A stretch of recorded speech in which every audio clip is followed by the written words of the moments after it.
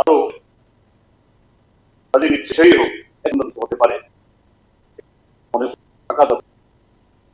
আমার বক্তব্যকে করবো, এটা আমাদের সকলেরই অবগত, আমরা সকলেই এর মধ্যে আমাদের সাধ্য অনুসারে যথাসম্ভব আমরা ইনভলভ হয়েছি এবং ইনভলভ আছি। আমরা রাজ্যের 40 লক্ষ মানুষ গত 19, 20, 20, 21 এবং 23 তারিখ প্রায় 5 দিন ধরে যে অতি বর্ষণ করাচ্ছে, অতীত এরকম হয়নি, এরকম না। আমার এই বাল্যকালে আমি দেখেছি যে এক শনিবারে বৃষ্টি শুরু হয়েছে একই ধরনের, পরে শনিবারে থেমেছে। তখন এই 2024 সালের যে ধরনের মানে ব্যাপকতা, ভূমিধস এবং বসতি জলমগ্ন হওয়ার ক্ষতি, সেগুলো হয়নি। কেননা তখন ইকোসিস্টেম, পাহাড়ে গাছ গাছালি ছিল, এগুলো জল ধরে রাখতে পারতো। চট করে আমাদের নদী নালা এগুলি সব ডুবে যায়, ভাসিয়ে নেই। এটা সারা বিশ্বব্যাপী যে এখন এই যে প্রাকৃতিক ভারসাম্য নিয়ে আলোচনা হচ্ছে, এটা এখন আর বিশেষজ্ঞদের আলোচনার বিষয় না, এটা কমনার্সদের প্রত্যেকটা নাগরিকের আগামী দিন এটা নিয়ে আমাদের আরো সতর্ক হতে হবে, পদক্ষেপ গ্রহণ করতে হবে। এটাই এবারে এই অতিবৃষ্টির ফলে, বর্ষণের ফলে যে ব্যাপকতা, এটা আমাদেরকে আবার সতর্ক করে গেল। দেখা গেছে আবহাওয়া দপ্তর যে হিসাব দিয়েছে যে বছরে আমাদের এখানে গড়ে যে পরিমাণ বৃষ্টি হয় তার থেকে কোথাও প্রায় দ্বিগুণ। সে কারণে আমাদের রাজ্যের সবকটি নদী নালা এগুলো তার বিপদসীমার ঊর্ধ্বে, সম্ভবত শুধু একটা জুড়ি নদী, এটা বাদে 12টা নদীর মধ্যে 11টা নদী বিপদসীমার ঊর্ধ্বে এই কটা দিন ধরেই সেখানে জল বয়ে গেছে। এবং সরাসরি যেমন প্রায় কয়েক লক্ষ, 4-4.5 লক্ষ মানুষকে তাদের ঘর ছাড়া, বাড়ি ঘর ভাসিয়ে নিয়ে গেছে, তার সাথে তাদের জীবন সম্পত্তি সবকিছু, এবং তাদেরকে নানা যে আশ্রয়স্থলে মানে আশ্রয় নিতে হয়েছে। এখনো বেশ কিছু পরিবার কিভাবে আশ্রয়স্থলে রয়েছে, এবং তার সাথে হলো ক্ষতি, ঘর বাড়ি একদম ভূমিধসের কারণে সম্পূর্ণ ধ্বংস করে দেওয়া, একেবারে এক স্থান থেকে অন্য স্থান নিয়ে যাওয়া, ভাসিয়ে নিয়ে যাওয়া, এবং জলে ডুবার ফলে বিশেষ করে মাড়োয়াল সম্পূর্ণ ধ্বংস হয়ে যাওয়া। তার সাথে কৃষি, আমাদের রাজ্যের প্রধান অর্থনীতি, যে সেক্টরের মধ্য দিয়ে সংখ্যাগরিষ্ঠ মানুষ জীবন জীবিকা বা তাদের আয় ইত্যাদি ব্যবস্থা হয়, এই কৃষি প্রায় 90% ধ্বংস হয়ে গেছে। এটা পুনরুদ্ধার করা আগামী দিন একটা জায়গান্তিক কাজ। এবং ঘরবাড়ির পরিমাণ যেরকম ভাবে ভেঙেছে, বিভিন্ন সময় সরকারি রিপোর্ট বা পত্রিকায় হয়েছে, নিশ্চয়ই এই সংখ্যাটা 50,000 কম হবে না, যদি বেশিও সেখানে হতে পারে। তার সাথে হলো সোশ্যাল ইনফ্রাস্ট্রাকচার, রাস্তা ঘাট, সরকারি নানা প্রতিষ্ঠান, স্কুল, তার সাথে সেচ, পানীয় জল, বিদ্যুৎ ব্যাপকতর ভাবে ধ্বংস হয়েছে। বহু জায়গায় এখনো যোগাযোগ অবস্থা এখনো রেস্টোর হয়নি, বিদ্যুৎও সেরকম চালু হয়নি, কারণ ট্রান্সফরমার নষ্ট হয়ে গেছে, তার ছিঁড়ে গেছে ইত্যাদি ইত্যাদি। তার থেকে বড় কথা হলো যে সাধারণ মানুষের যারা দিন আনে দিন খায়, তাদের রুজি রোজগারের একটা ব্যাপক সংকট এটা দেখা দিয়েছে। এগুলো নিশ্চয়ই সরকার তরফ থেকে যেগুলো ডিপার্টমেন্ট সংগ্রহ করেছে, এগুলি সবটা তথ্য আমাদের কারো কাছে থাকার কথা না, এটা আমরা শুনতে পাবো। তারা জানাবেন নিশ্চয়ই সরকার এখন কি অ্যাসেস করেছে। এই দুর্যোগ মোকাবেলায় এখানে এবার একটা খুব ভালো জিনিস দেখা গেছে, সেটা হলো যে বিভিন্ন প্রতিষ্ঠান, ধর্মীয় সংগঠন, সামাজিক সংগঠন, ক্লাব, রাজনৈতিক দল, গণসংগঠন, তারাও ব্যাপকভাবে তারা নেমেছেন, যার যার সাধ্য তার নিয়ে তার নেমেছেন। এটাও রাজ্যের মানুষের কাছে এটা বিরাট একটা আশাব্যঞ্জক দিক না, যে মানুষের বিপদের সময়তে মানুষকে এগিয়ে আসতে হবে, মানুষ মানুষের জন্য। যে কারণে এত ব্যাপকতা হওয়া সত্ত্বেও যে কিছুটা একটা অসুবিধার মধ্যেও মানুষ আসতে পারছেন, আবার উঠে দাঁড়াবার সাহস তৈরি করতে পারছেন, কিছু উঠে দাঁড়াবেন। এবং সেই জায়গায় সরকারের তরফ থেকেও, কেন্দ্রীয় সরকার বা রাজ্য সরকার, তারা চেষ্টা করছে। এই জায়গাতে কোনো ঘুষ খোঁজার, অন্যায় খোঁজার কোনো ব্যাপার না।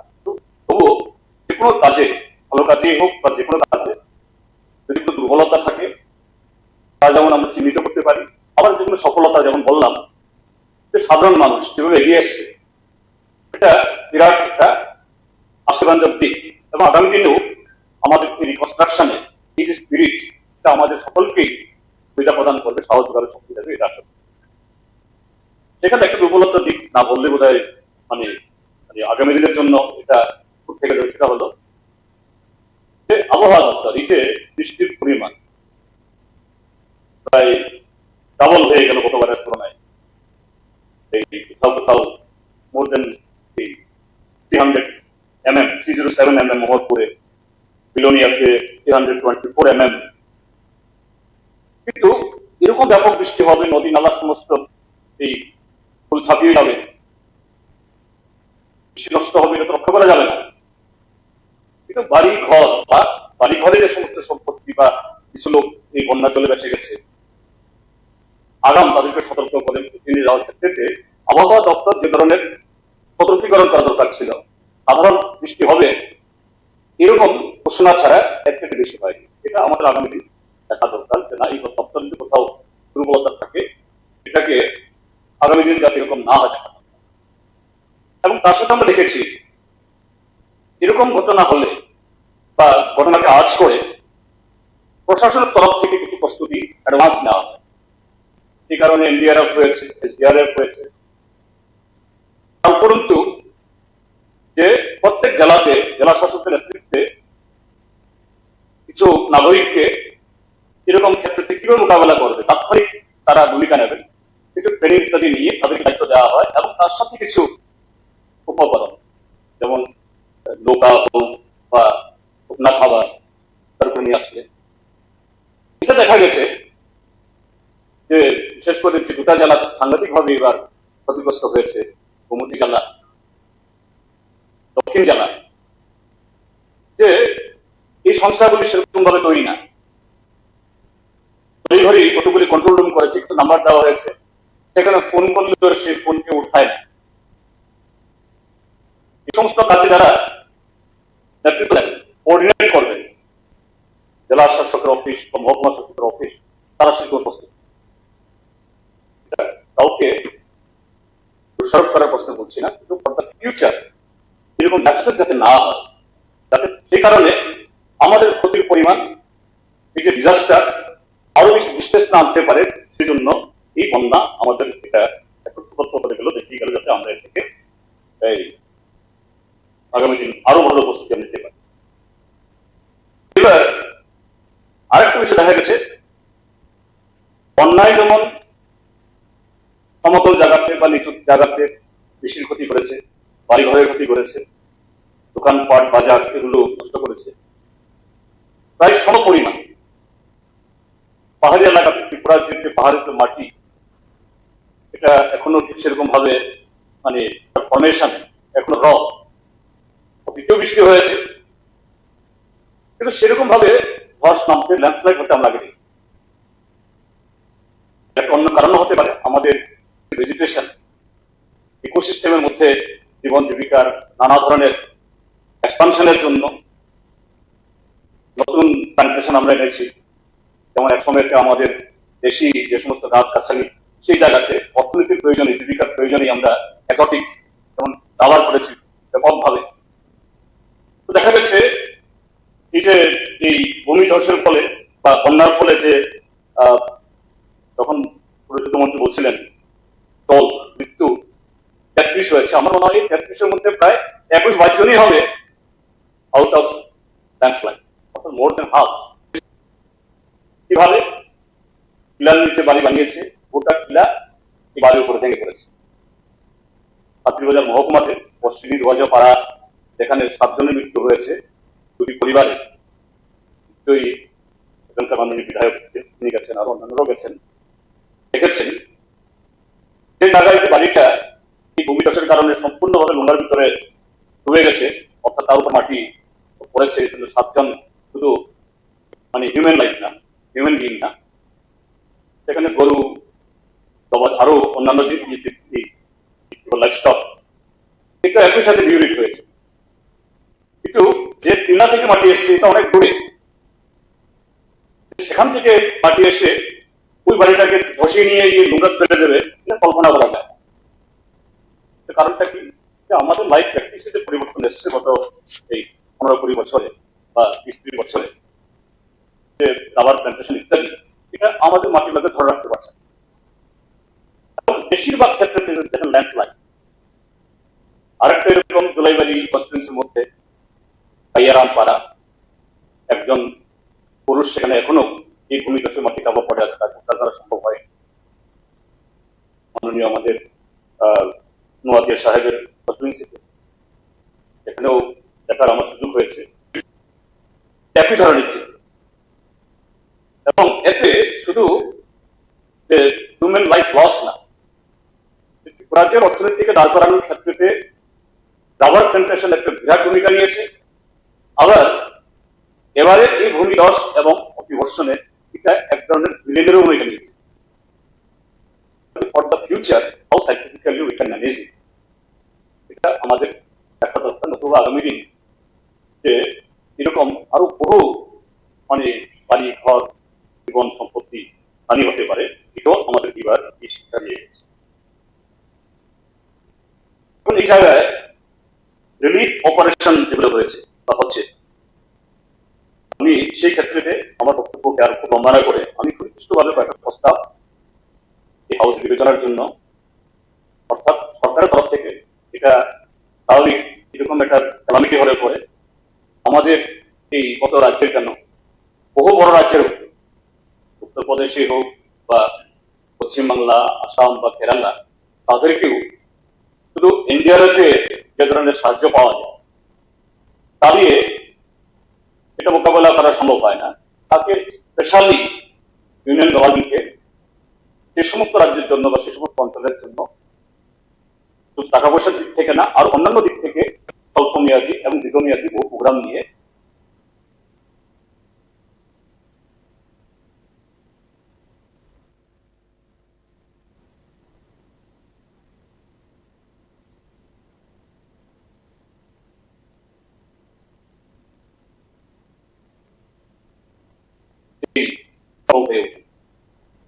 আমি এই জায়গায় বলবো সুনির্দিষ্টভাবে কয়েকটা প্রস্তাব আমি দিতে চাই যে হাউস বিবেচনা করুক। সরকারের অ্যাক্টের মধ্যে তারা যেগুলো করতে পারেন, সমস্ত কাজ করতে গিয়ে শুধু অর্থের প্রস্তাব না, অর্থের পাশাপাশি কিছু উদ্যোগ, কিছু প্রসেস এই ক্ষেত্রে এগুলো নেওয়া।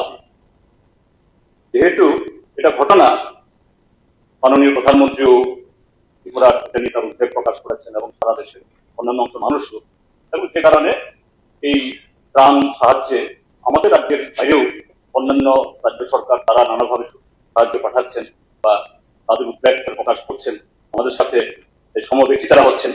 তো সেই জায়গায় দাঁড়িয়ে আমি কয়েকটা বিষয় যাতে আমাদের হাউস থেকে আমরা কেন্দ্রীয় সরকারের কাছে বলতে পারি এবং রাজ্যের মধ্যেও আগামী দিন এই আমাদের ইকোনমি রেস্টোরেশন এবং যে সমস্ত ফ্যামিলিগুলো বিক্রি হয়েছে, ক্ষতিগ্রস্ত হয়েছে, 100% কম্পেনসেশন তো কখনই দেওয়া যায় না, কিন্তু অ্যাটলিস্ট তারা সেরকম উঠে দাঁড়ানোর সুযোগ তারা পায় ব্যবস্থা করার জন্য আমি সুনির্দিষ্টভাবে কয়েকটা প্রস্তাব দিয়েছি।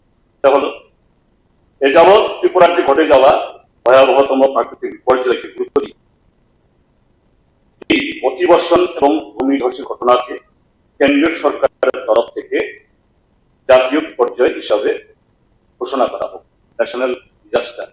আমি দেখেছি রাজ্য সরকার তারা ঘোষণা করেছেন হোল স্টেটকে ন্যাচারাল ক্যালামিটি এফেক্টেড এরিয়া হিসাবে। আমার মনে হয় এতে আমাদের সেন্ট্রাল অ্যাটেনশন ড্র করার ক্ষেত্রে বা সুবিধা পাওয়ার ক্ষেত্রে খুব বেশি হবে না, আমরা এই ডিমান্ড আমরা রাখতে পারি যে এটাকে ন্যাশনাল ডিজাস্টার, জাতীয় বিপর্যয় হিসেবে ঘোষণা করা হোক। এই বিপর্যয়ে এই পর্যায়ে যে সকল ব্যক্তি মারা গেছে তাদের নেক্সট টিমকে অর্থাৎ তাদের পরিবারগুলোকে 4 লাখ টাকা অন্যান্য যে কোনো ইয়েতেই দেওয়া হয় এসডিআরএফ এর রেটে, ঠিক আছে, 4 লাখ বা 5 লাখ আমি দাবি করছি যে আমাদের যে পক্ষ থেকে এটা 50 লক্ষ টাকা করে প্রত্যেক মাথা পিছু দেওয়ার ব্যবস্থা গ্রহণ করা হোক। 3, প্রত্যেকটি মহকুমা ব্লক ভিত্তিক বিভিন্ন দপ্তর আধিকারিকদের সমন্বয়ে এই যে ইন্ডিভিজুয়াল, এমনিতে দক্ষিণ জেলার একটা রিভিউ মিটিং এ থাকার সুযোগ হয়েছে, এখানে দেখেছি PWD, water resource, drinking water, education, প্রায় সবাই আমার দপ্তরে এত টাকা ক্ষতি হয়েছে বলে একটা কথা বলছে। এগুলো কতটুকু একেবারে স্পেসিফিক্যালি ডাউন থিঙ্ক করে সেরকম ভাবে অ্যাসেস হয়েছে জানি না।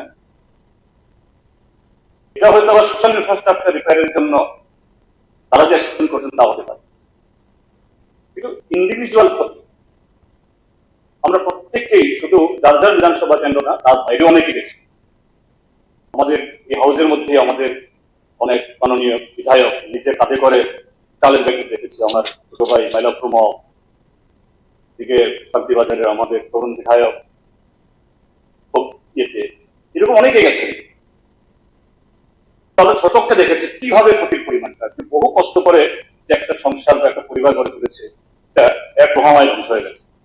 কাজেই প্রত্যেকেই যাতে সেরকম ভাবে তার ক্ষতি অনুসারে একটা পর্যাপ্ত ইয়ে পায়, তার জন্য যে প্রত্যেক মহকুমাতেই বা ব্লক ভিত্তিক হতে পারে কয়েকটা দপ্তর, বিশেষ করে কৃষি উদ্যান, রাজস্ব, গ্রাম উন্নয়ন পঞ্চায়েত এবং বন ইত্যাদি, তারা বাড়ি বাড়ি গিয়ে যে ফ্যামিলিগুলো কি ধরনের এফেক্টেড হয়েছে, ক্ষতি হয়েছে, এটা নিরূপণে একটা যেন টাস্ক ফোর্স হয়।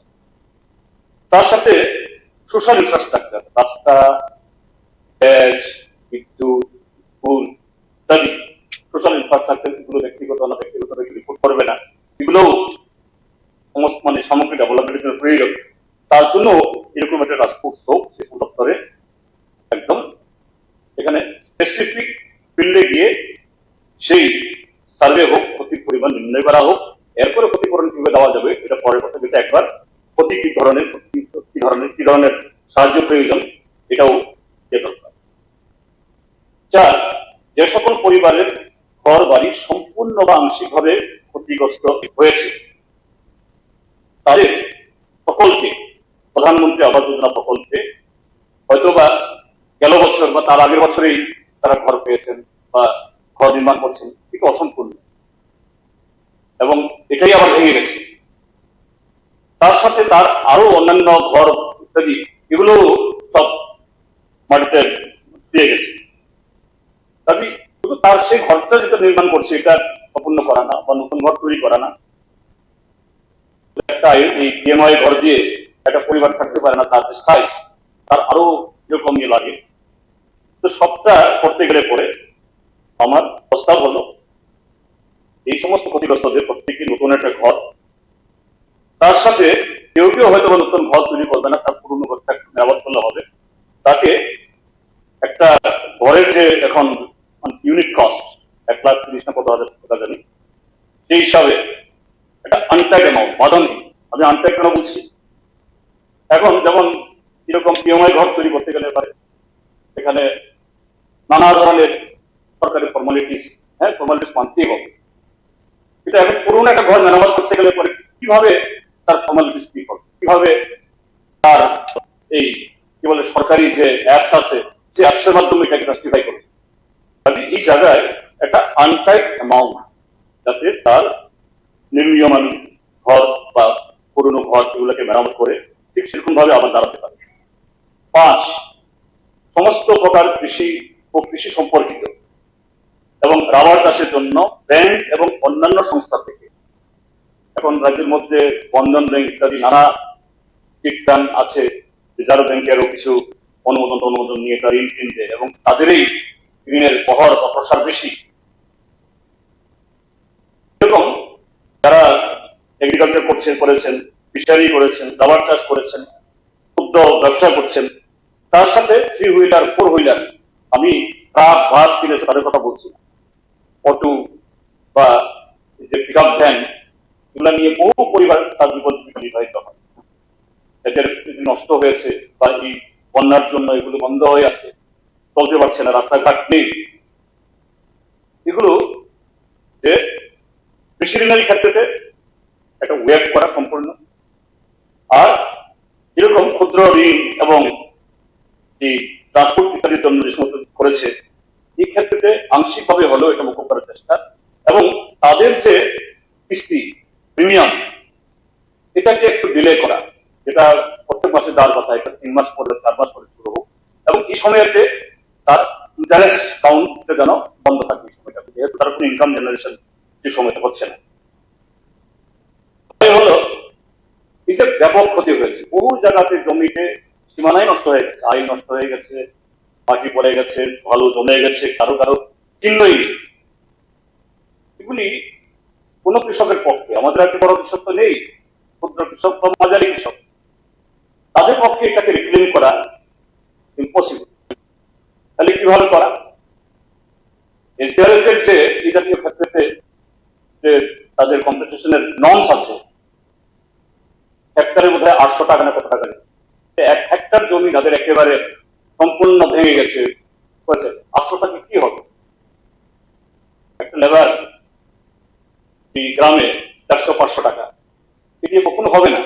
তাহলে সেই জায়গায় এগুলো করতে গেলে পরে একটা ব্যাপক হারে রেগায় যদি আমরা শ্রম অধিপতি দিতে পারি, এবং রেগার একটা প্রভিশন এটা আছে, এরকম ন্যাচারাল ক্যালামিটি ইত্যাদি হলে পরে জব কার্ড হোল্ডারকে আপ টু 150 অব্দি দিতে পারে। এখন ত্রিপুরার যে যারা এরকম জমি নষ্ট হয়েছে তারা না, ডাইরেক্টলি ক্ষতিগ্রস্ত হয়েছে, ইনডাইরেক্টলি 17 লক্ষের সাথে আরো 17 লক্ষ লোক ক্ষতিগ্রস্ত হয়েছে, তাদের ইনকাম বন্ধ হয়ে গেছে, বাজারে মানি সার্কুলেশন এগুলো অচল হয়েছে। তাহলে সেই জায়গায় আমাদের ব্যাপক এরকম ইনভেস্টমেন্ট দরকার। জায়গা one of the very important source.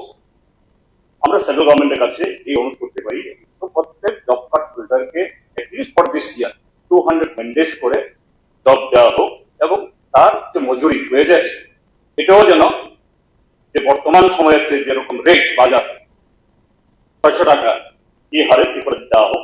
এতে যারা ক্ষতিগ্রস্ত তাদের ক্ষতি আমাদের যেমন কাজ দেওয়া সুবিধা হবে, পুকুরের বাঁধ তৈরি করা যাবে, জলাশয়ের বাঁধ আবার ঠিক করা যাবে, তার সাথে গ্রামীণ রাস্তাঘাট। অন্যদিক থেকে ক্ষতিগ্রস্ত হয়নি সরাসরি, কিন্তু তাদের হাতে টাকা গেলে পরে সে অর্থনীতি বাজারকে চাঙ্গা করে, অর্থনীতি দাঁড় করাবে। সাত, বন্যায় সরাসরি ক্ষতিগ্রস্ত যারা বিভিন্ন আশ্রয়স্থলে থাকতে বাধ্য হচ্ছেন এখনো, সেই সকল পরিবার সমূহকে, এবং অনেকেই আশ্রয়স্থলে যান, তার বাড়ি দূরে, জমি একটু কাছে,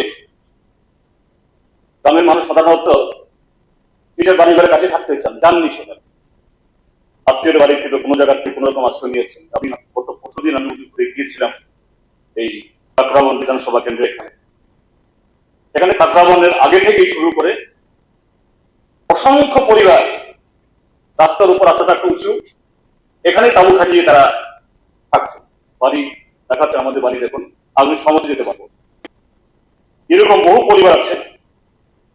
তাদের পক্ষে আবার রোজগার ইত্যাদি করে স্বাবলম্বী হওয়া কঠিন। অন্তত আগামী 6 মাস বিনামূল্যে তাদের রেশন প্রদান করা, আর প্রায়োরিটি গ্রুপ, আমার মনে হয় প্রায়োরিটি গ্রুপ যারা ফার্স্ট চাউল পায়, এটা যেন কন্টিনিউ থাকে আরো তাদের জন্য। না, এটা যেমন আচ্ছা ঠিক আছে। তারপর 8, বন্যা পরবর্তী পরিস্থিতিতে জলবাহিত রোগ ও অন্যান্য পরিবেশজনিত সমস্যার মোকাবেলায় ছাত্রছাত্রী ও বিভিন্ন স্বেচ্ছাসেবী প্রতিষ্ঠানকে যুক্ত করে স্বাস্থ্য ও পরিবেশ সংক্রান্ত ব্যাপক কর্মসূচি। কারণ এখন পোস্ট ফ্লাড সিচুয়েশনে ভেক্টর বোর্ন জলবাহিত রোগ এটা প্রাদুর্ভাব হবেই। যদিও আমরা সন্তুষ্টি হই যে না কি ব্যবস্থা গ্রহণ করছি সেটা করছি, এটা যথেষ্ট না, এটা সবাইকে ইনভলভ করে আরো ব্যাপক এই কর্মসূচি গ্রহণ করা। নয়, বন্যা ও ভূমিধসে এই বিশাল ধ্বংসলীলা থেকে রাজ্যের মানুষের জীবন জীবিকাকে পুনরায় সাবলীল করে তোলা এবং রাজ্যের অর্থনীতিকে দাঁড় করানোর জন্য কেন্দ্রীয় সরকারকে প্রাথমিকভাবে গত 24 তারিখে মাননীয় মুখ্যমন্ত্রী বলেছেন 17 লাখ পপুলেশন এফেক্টেড হয়েছে এবং প্রাথমিক তার অ্যাসেসমেন্টে 15,000 ক্রোর ক্ষতি হয়েছে। এটা ইন্ডিভিজুয়াল এবং সোশ্যাল ইনফ্রাস্ট্রাকচার সহ, এবং এটা আরো বেশি হবে। রাস্তাঘাট ধসে ন্যাশনাল হাইওয়ে হয়তো বা এনএচআরডি তারা করবে, কিন্তু স্টেট হাইওয়ে রুরাল আরডির যে সমস্ত করেছে, ব্রিজ করেছে, এগুলো তো আর এই হাইওয়ে করবে না। এগুলি সবটাই, এবং আমি যে সমস্ত সাহায্যের কথা বললাম, এগুলো করতে গেলে পরে রাজ্যের হাতে আরো অনেক টাকা দরকার। কেন্দ্রীয় সরকারের কাছে এই দাবি উত্থাপন করা, অন্তত প্রাথমিকভাবে 15,000 ক্রোর ত্রিপুরা রাজ্য সরকার হাতে দেওয়া হোক, যাতে টোটাল এই কাজগুলো করতে পারে।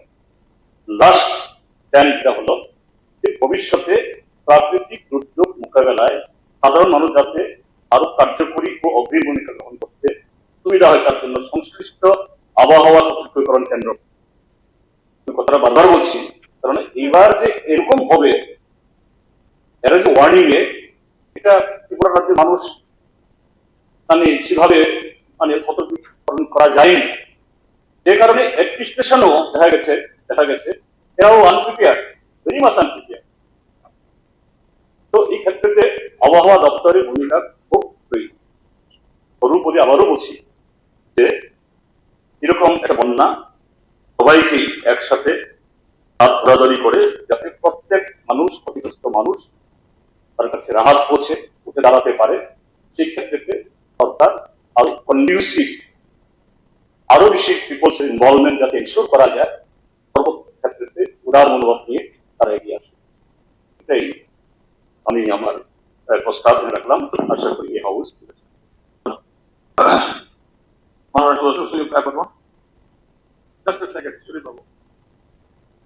বলছেন যেহেতু ডিসকাশন 2 আওয়ার্স, আপনি চাই যারা যারা আলোচনা করতে চান তারা সব আলোচনা করুন। 10 জন বিধায়ক বলবেন বলে তালিকায় পেয়েছি। সিপিএম 1+3, বিজেপি 4, ত্রিপুরা মত 1, আইএনসি 1।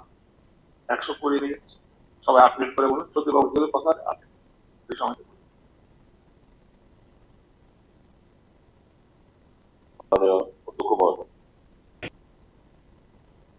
ধন্যবাদ জানাবো তার কথামূলক আলোচনা এই সংকট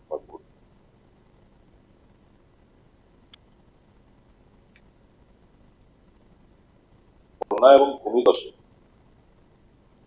সরকারি ও বেসরকারি ব্যাপক ক্ষয়ক্ষতির পরিমাণ এবং পর্যাপ্ত আজকে আলোচনার বিষয়বস্তু। আমি সম্পর্কে কয়েকটি কথা আমি সেদিনকেও যখন মুখ্যমন্ত্রী পার্টি মিটিং দেখেছিলেন, প্রথমে জিজ্ঞেস করলাম যদি মন্ত্রিসভার অন্যান্য সভ্যরা যদি থাকতেন ভালো হতো।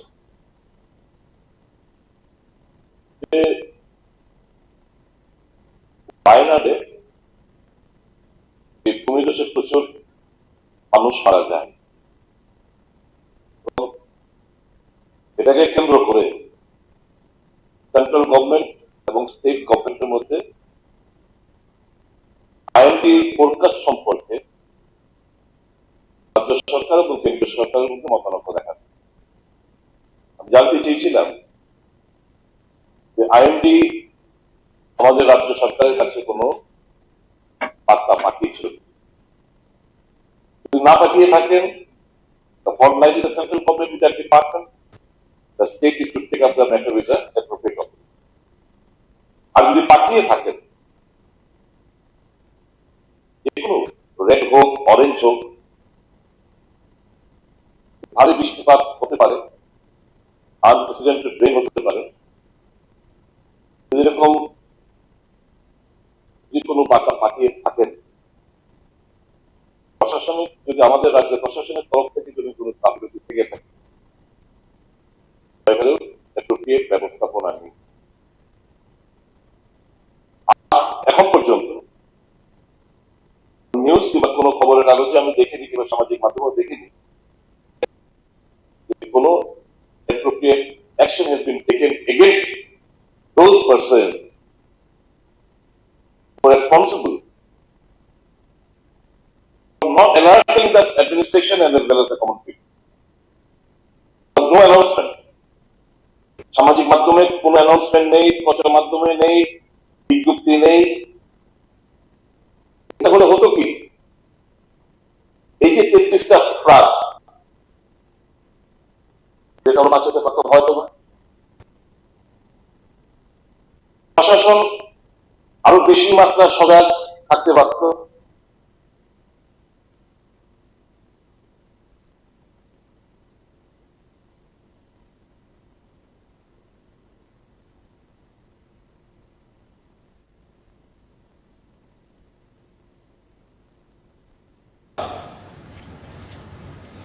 এদের আমরা বাঁচাতে পারতাম হয়তো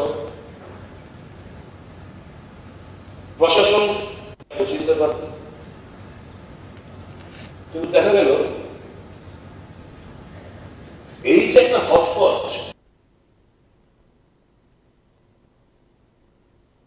দায়িত্ব সঠিকভাবে পালন করে।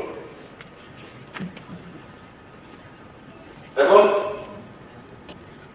যা বন্যার চিত্রে সবাই আমরা যার বিধানসভা কেন্দ্র বিভিন্ন জায়গায় আমরা উদ্ধার কার্য ত্রাণ কার্য বিভিন্ন কাজে আমরা হেল্প করছি। We join hands with the administration, the government, the NDRF, the SDRF, everyone. Of us, আমরা আমাদের দায়িত্ব আমরা পালন করার চেষ্টা করছি। এখন প্রশ্নটা হচ্ছে ওই সময়কার ভয়াবহতা থেকে এখন যা চিত্র, জল নেমেছে, রোদ উঠেছে, কিন্তু সমস্যা মানুষের কিন্তু আরো ভয়ঙ্কর আকার ধারণ করেছে। আমি মনে করি বর্তমানে present situation is far more devastating than what we witness on 20 and onwards.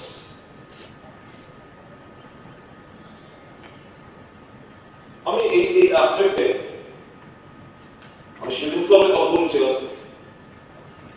আজ পর্যন্ত অনেকে হয়তো বা নিশ্চিত হবেন না, আমরা শুনে থাকবো রিয়াক্টিভ করতে রিয়াক্ট করবো। আনফরচুনেটলি কেন্দ্র সরকার শেষ করে দিল, এখন পর্যন্ত 1 টাকাও দেয়নি ফ্লাড রিলিফের জন্য অতিরিক্ত টাকা।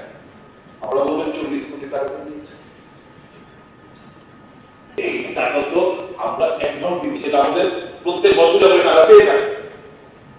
এই বছরের টাকাটা শুধু উনি সরকার অ্যাডভান্স হিসেবে আমাদেরকে দিয়েছে। এছাড়া not a single penny from the central government. আমি সবটা কথা বাংলায় রেখে আমার প্রবন্ধ দিয়েছিলাম সেদিন অল পার্টি, যেটা all party delegation who had made the appropriate offering, be the Prime Minister, Home Minister, the Finance Minister, or whosoever it might be. There was other proposal by the LOD. So we will get our words first. Then official thing comes.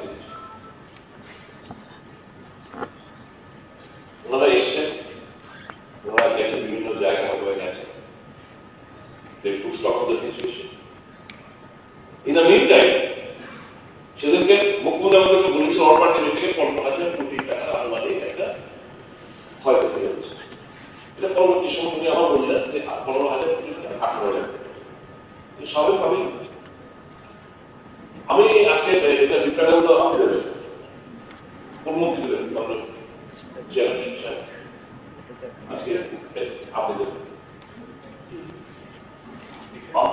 এটা একটু আপনি আমার request থাকে আপনার কাছে, we should know, being a member of this ministry, that towards the state people should go. And I thank you, first of all. You are the only first minister after filing of the যে পাওয়ার এবং এগ্রিকালচারে আপনি একটা statement দিয়ে বলছেন press মিটে যে 600 কোটি টাকা আনুমানিক একটা ক্ষয়ক্ষতি হয়েছে। এই পাবে সবাই পাবে, আমরা বলছি পারবে। আজকে তারিখে যখন আপনি রিপ্লাই দেবেন অফিসার এখানে আছে, ডিপার্টমেন্ট ওয়াইজ পাওয়ার, এগ্রিকালচার, এআরডি, ফিশারি কি অ্যাসেসমেন্ট করেছেন আপনারা সরকারের তরফ থেকে, এটা আপনারা দয়া করে জানাবেন আমার।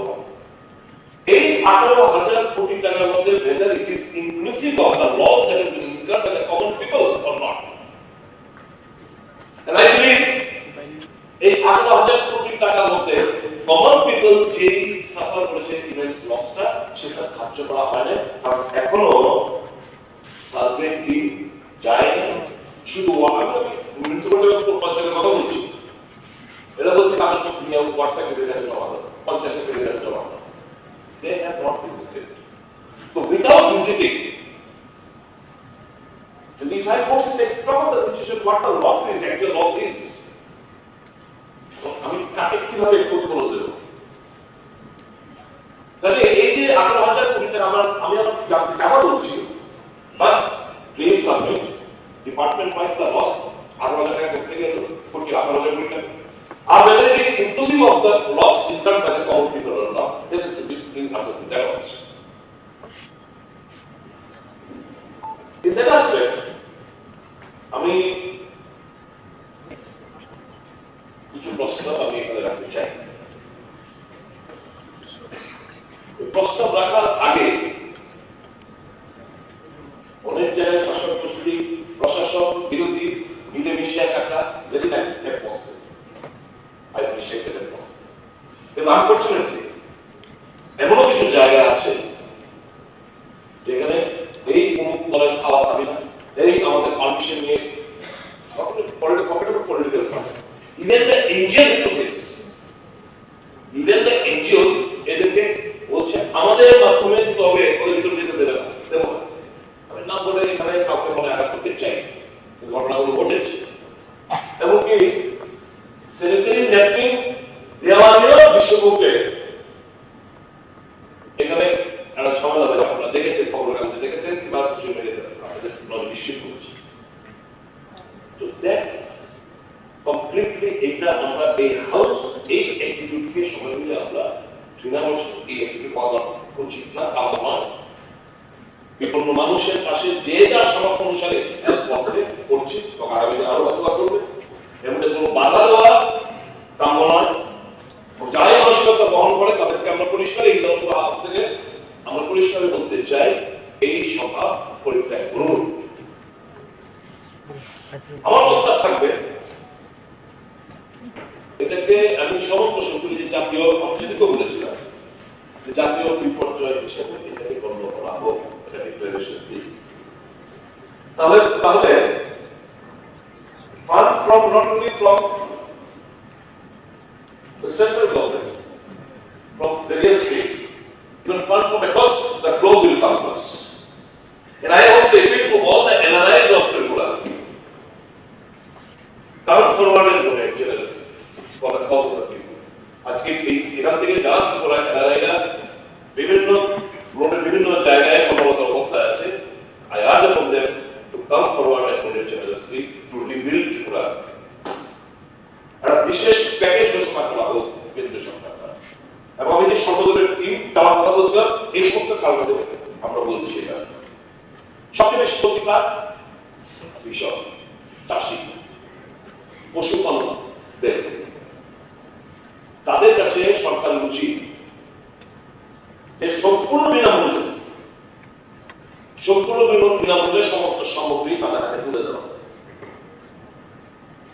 একটা জায়গায় আপনারা দেখেছেন যেখানে কিছুদিন আগে হরিয়ালি ছিল, এখন ধান চালতে কিছুই নেই, ধান গাছ চালতে কিছু নেই, পলি মাটি পড়ে রয়েছে এবং এগুলোকে পরিষ্কার করতেই যে কিভাবে পরিষ্কার হবে মানে এই আগামী দিন কিন্তু যুদ্ধ করে তৎপরা যায় যদি আমরা এটা মোকাবেলা না করি, আগামী দিন কিন্তু আরো মহামারী দেখা হবে। ব্যাংক থেকে সুদিন ঋণ দেওয়ার জন্য সরকার উদ্যোগ নেওয়া, সরকার একটা এর মধ্যে একটা ব্যাংকারদের নিয়ে ক্রিটিক্যাল করেছে, দেখলাম খবরের কাগজে, আমি জানি না কি ইনভলভ হয়েছে। আমাদের দাবি থাকবে ব্যাংকগুলো যাতে সুদিন ঋণ যারা করেছি বিভিন্ন যারা কৃষক, যারা চাষি, যারা পশুপালকদের, তারা যেন ঋণে এক 2 নম্বর হচ্ছে বিভিন্ন অটো টমটম চালক এরা যারা রয়েছে নিয়েছিল, তাদের অবস্থা খুব করুন। এখন একদিকে হচ্ছে ব্যাংকের ঋণের ইনস্টলমেন্ট দেওয়ার জন্য, প্রিমিয়াম দেওয়ার জন্য চাপ দিচ্ছে, আরেকদিকে যেটা বাড়ি ধ্বংস করে গেছে, বাড়ি তুলবে, খাওয়ার যোগাবে না ইনস্টলমেন্ট দেবে, এই পরিস্থিতির শ্রমিক বন্ধু না। আমার এটাই থাকবে সরকার যেন এই ফিনান্সিয়াল ইনস্টিটিউশন পরিষদে কথাবার্তা বলে অন্তত আগামী 6 মাস তাদের থেকে কোনো যেন ঋণ কি যেন না চায়, তার জন্য সুনিশ্চিত করা। আমি এখানে একজন প্রতিনিধি এখানে রয়েছে, যিনি আমাদের মেয়র। আমি বলবো এখন বর্তমানে হকার খুঁজছে, ভ্যান্ডার খুঁজছে, দয়া করে অন্তত আগামী দুর্গা পূজা, দশমী কিংবা কালী পুজো দয়া করে সে হাত দেবে না। মানুষ তাও করে ক্ষতিগ্রস্ত কল্পনা করতে পারবে না।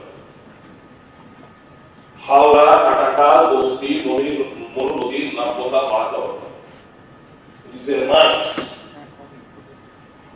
এটা না করলে অল্প বৃষ্টিতে কিন্তু আগামী দিন আবার একটা ভয়াবহ চিত্র হবে। এই বিভিন্ন রাজ্যে আমাদের যে মেন নদীগুলো, যেগুলো পুরে থেকে আমাদের সর্বরাশি একটা ভূমিকা নিয়েছে ফ্লাডে, এদের নাব্যতা স্বল্প সামান্য বৃষ্টি, আধা ঘন্টার বৃষ্টিতে কাটাকা ফুলে ভেবে যায়, হাওড়া নদী ফুলে ভেবে যায়, বলতি, মনু ইত্যাদি নদী ফুলে ভেবে যায়। এগুলো নাব্যতা আমাদের বাংলাদেশে আমরা এই হাউস থেকে আমরা সকল কাপড়ের কাছে আমরা একটু দেখতে চাই, চাঁদা নিয়ে যেন এবারকার পুজোয় কোনো ধরনের জুলুম না, যারা ক্ষতিগ্রস্ত হয়েছে তাদের কাছে যেন পুজো ছোট হোক। এই ছোট পুজোর মধ্যে চাঁদা বাঁচিয়ে মানুষের কল্যাণার্থে যেন বিভিন্ন ক্লাব, পাড়া পুজো, বিভিন্ন ক্লাবের পুজো, এরা যেন এই ভূমিকা পালন করে আমাদের দেখতে থাকবে। প্রস্তাব দিয়েছে মুখ্যমন্ত্রী অল পার্টি কমিটিকে ঘিরেছেন। এবার এখন যে এই যে কাগজপত্র জমা দিচ্ছে, মোটামুটি যে ফিল্ড সার্ভে, আমি জানি আপনার কিভাবে সরকার অথবা এদের কাছে কিছু টাকা ব্যাংকে ঢুকিয়ে দেবে। তো যার ঘরটায় খালের পাড়ে ছিল, তার ঘরটায় ধুয়ে মুছে গেছে, আর যার ঘরের মধ্যে জল উঠে তার বিছানা, তোষক, বালিশ, চাদর ইত্যাদি নষ্ট হয়েছে, একই অবস্থা। আমি মুখ্যমন্ত্রীর চিঠি লিখেছিলাম, মাননীয় মন্ত্রী দয়া করে শুনবেন। মুখ্যমন্ত্রীর কাছে একটা চিঠি দিয়েছিলাম যে বিধায়ক এলাকা উন্নয়ন প্রকল্পে আমার একটা বিরাট এলাকা কাটাকালের পাড়ে থাকে, বিধায়ক এলাকা উন্নয়ন প্রকল্প থেকে আমি 3,000 আমি প্রপোজাল দিয়েছিলাম 3,000 ডাবল বেডের তোষক, কারণ এরা সবাই ল্যাব, তোষক, কাঁথা, বালিশ সমস্ত কিছু এরা নষ্ট হয়ে গেছে, এরা ফেলে দিয়েছে। এখন জানি আমার কাছে খাট বলেছে, ওই যে আমাদের কার্টুনগুলো যাবে প্যাকটা করি, এগুলো এসে খুঁজছে আমাদের শোয়ার জন্য এই কার্টুনগুলো। আমি বিউপির মধ্যে চিঠি দিয়েছিলাম, মুখ্যমন্ত্রী ফোনে কথা বলেছি, দয়া করে বিউপির মধ্যে এই বছরের জন্য এই যে আমাদের লিস্টের মধ্যে নেই, তারপরেও ফ্ল্যাট এফেক্টেড পাবলিকের জন্য যদি কোথাও এই লিস্টের বাইরে কাজ করতে হয়, দয়া করে প্ল্যানিং এন্ড কোঅর্ডিনেশন ডিপার্টমেন্টে আপনি বলুন। তুমি আমাকে কথাবার্তা বলে ফোনে জানিয়েছেন যে অফিসার এই কথা, অফিসার কি অফিসার তো বলবে, আপনি বলুন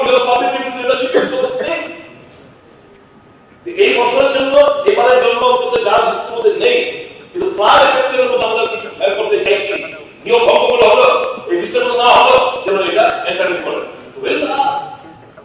এটা করা উচিত।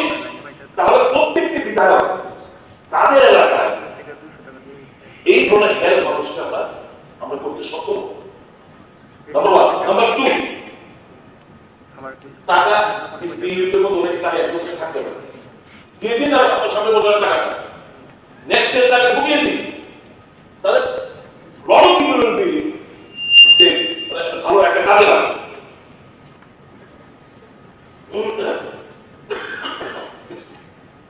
সমস্ত লেভেলের কমিটি আমরা করতে বলেছিলাম মুখ্যমন্ত্রী, এখন অ্যাসেম্বলি লেভেল কমিটি না করার প্রেক্ষিতে আমি জানি না এই আগামী দিন কি অভিযোগ উঠবে না উঠবে, এটা নির্ভর করবে আগামী দিন। তিক্ত অভিজ্ঞতা থেকে কৈলাসহরের একবার ফ্ল্যাটকে কেন্দ্র করে যে তিক্ত অভিজ্ঞতা এরকম চিত্র যেন আর না হয় সেটা আমাদের প্রত্যাশা থাকবে, এবং আমরা তার জন্যই অল পার্টি আমরা কমিটি করার জন্য অ্যাসেম্বলি বলেছি। 6 মাসের জন্য আগামী খাদ্যমন্ত্রীর দৃষ্টি আকর্ষণ করে বলেছি, 6 মাসের জন্য, আগামী 6 মাসের জন্য সকল এপিএল থেকে সমস্ত সবাইকে ফ্রি রেশন দেওয়া যায় কিনা ফর দ্য নেক্সট 6 মান্থস, এটা দয়া করে সরকার বিবেচনার মধ্যে আনা উচিত বলে আমি মনে করি।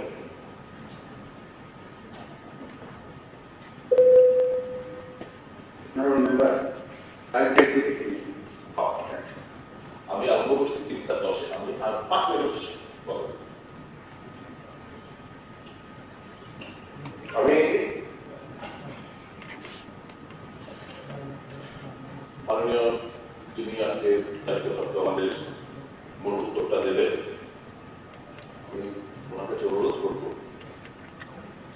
যে সবটা যেন ডিটেলস আমাদেরকে ডেটাগুলো আমাদেরকে প্রদান করা হয়, আর আগামী দিন যাতে এই টাকাগুলো হচ্ছে, আমরা তো শুধু ফটো সেশন দেখছি পত্রিকা, মুখ্যমন্ত্রীর কাছে কোনো ব্যবসায়ী গিয়ে এই টাকার ফটো দিয়ে শুরু করে ভালো লাগে, মানুষ আরো বেশি আরো বেশি ফটো আরো বেশি ফটো, কিন্তু একটা ফটো দেখলাম না মুখ্যমন্ত্রী চেক দিয়ে ওই দুস্থ পরিবারদের হাতে দিচ্ছেন বলা একটা ফটো আমরা পাই, শুধু আনছেন উনি পাচ্ছেন নিচ্ছি হাসি, কিন্তু দুস্থদের কাছে কবে নিয়ে কি বইগুলো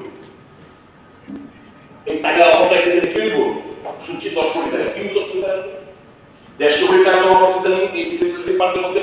আমি যদি খবর লাগে টাকা সেটা আমি পাইছি বিভিন্ন কায়দায় বললাম যে পুরো স্টেট গভর্নমেন্ট এত টাকা, স্টেট গভর্নমেন্ট এত টাকা অ্যাকাউন্ট সুবিধা দিয়ে transfer, each and every paisa is to be transparent, and for that আমরা এইগুলো বলেছিলাম committee convince, state level committee, national committee, so that we can be the watchdog of the relief and ensure that no corruption takes place.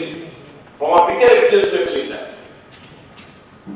Chief minister 7 মাস officer হয়ে পর minister জন্য নাম করতে পারে না, মানুষের কাছে আমরা জবাব দেই প্রত্যেকটি পয়সা প্লে করতে, তো তার মানুষ দিতে হবে, মানুষের টাকা নাই কই কবি দিব, এখন পর্যন্ত মানুষের কাছে টাকা যদি 5-10 কোটি টাকা দিব, মানুষের 5 কোটি একটা টাকা পৌঁছানো দরকার না, এই মুহূর্তে মানুষের হাতে টাকা পৌঁছানো দরকার না, এই টাকা পরে এই টাকা কি করবো?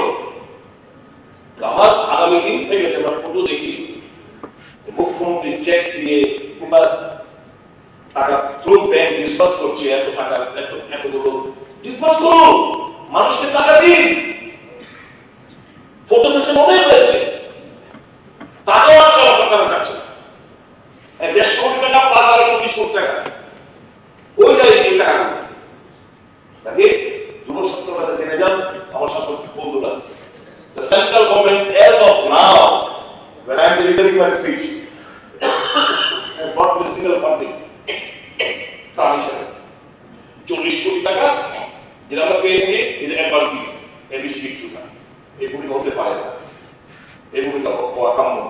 এর জন্য বলছি let us all go, let us all raise our voice for the cause of the people of my state. আমি আশা করি এই প্রস্তাবগুলো আপনি যদি পছন্দ হয়ে থাকে গ্রহণ করবেন, এতে ভালো প্রস্তাব নিশ্চয়ই আপনার কাছ থেকে আমরা আশা করবো। Let us join hands, every one of us join hands and stand beside এই যারা বন্যা এবং ফ্লাশে এফেক্টেড ফ্যামিলিগুলো যারা ক্ষতিগ্রস্ত হয়েছে তাদের পাশে আমরা দাঁড়াই, বিশেষ করে কৃষক, চাষি এবং পশুপালকের পাশে দাঁড়াই।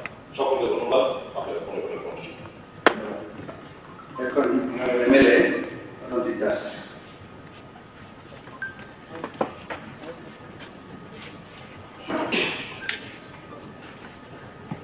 মাননীয় চেয়ারম্যান মহাশয়,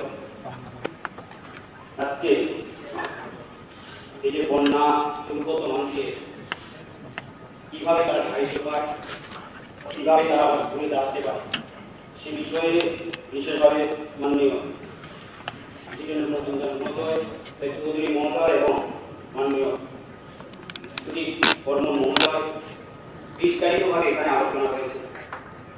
আমি এই বন্যার ভয়াবহতা নিজ চোখে উপলব্ধি করেছি।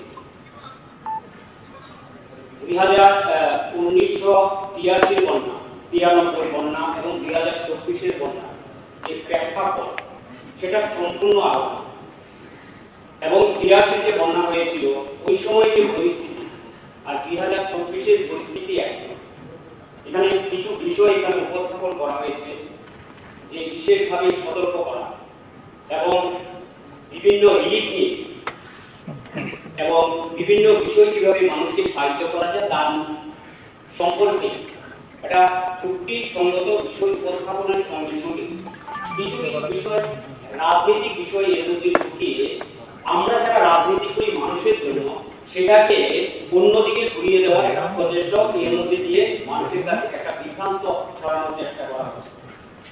মাননীয় চেয়ারম্যান মহাশয়, যখন বন্যা শুরু হয়েছিল কিছু সামাজিক মাধ্যম মাননীয় প্রণজিৎ সিংহ মহাশয় মন্ত্রী ওনাকে জড়িয়ে এবং বিশেষভাবে এই বন্যার জন্য তারা মহারানীর ব্যারেজের বাঁধ দিয়ে ডোমরে জল ছেড়ে দিয়ে জলের যে জল নদীর বিপদসীমা প্রবাহিত হওয়ার জন্য তাদেরকে দায়ী করে বিভিন্নভাবে উৎসাহ দিয়ে একটা সুকুশল একটা চক্রান্ত চালিয়ে যাওয়া হচ্ছে।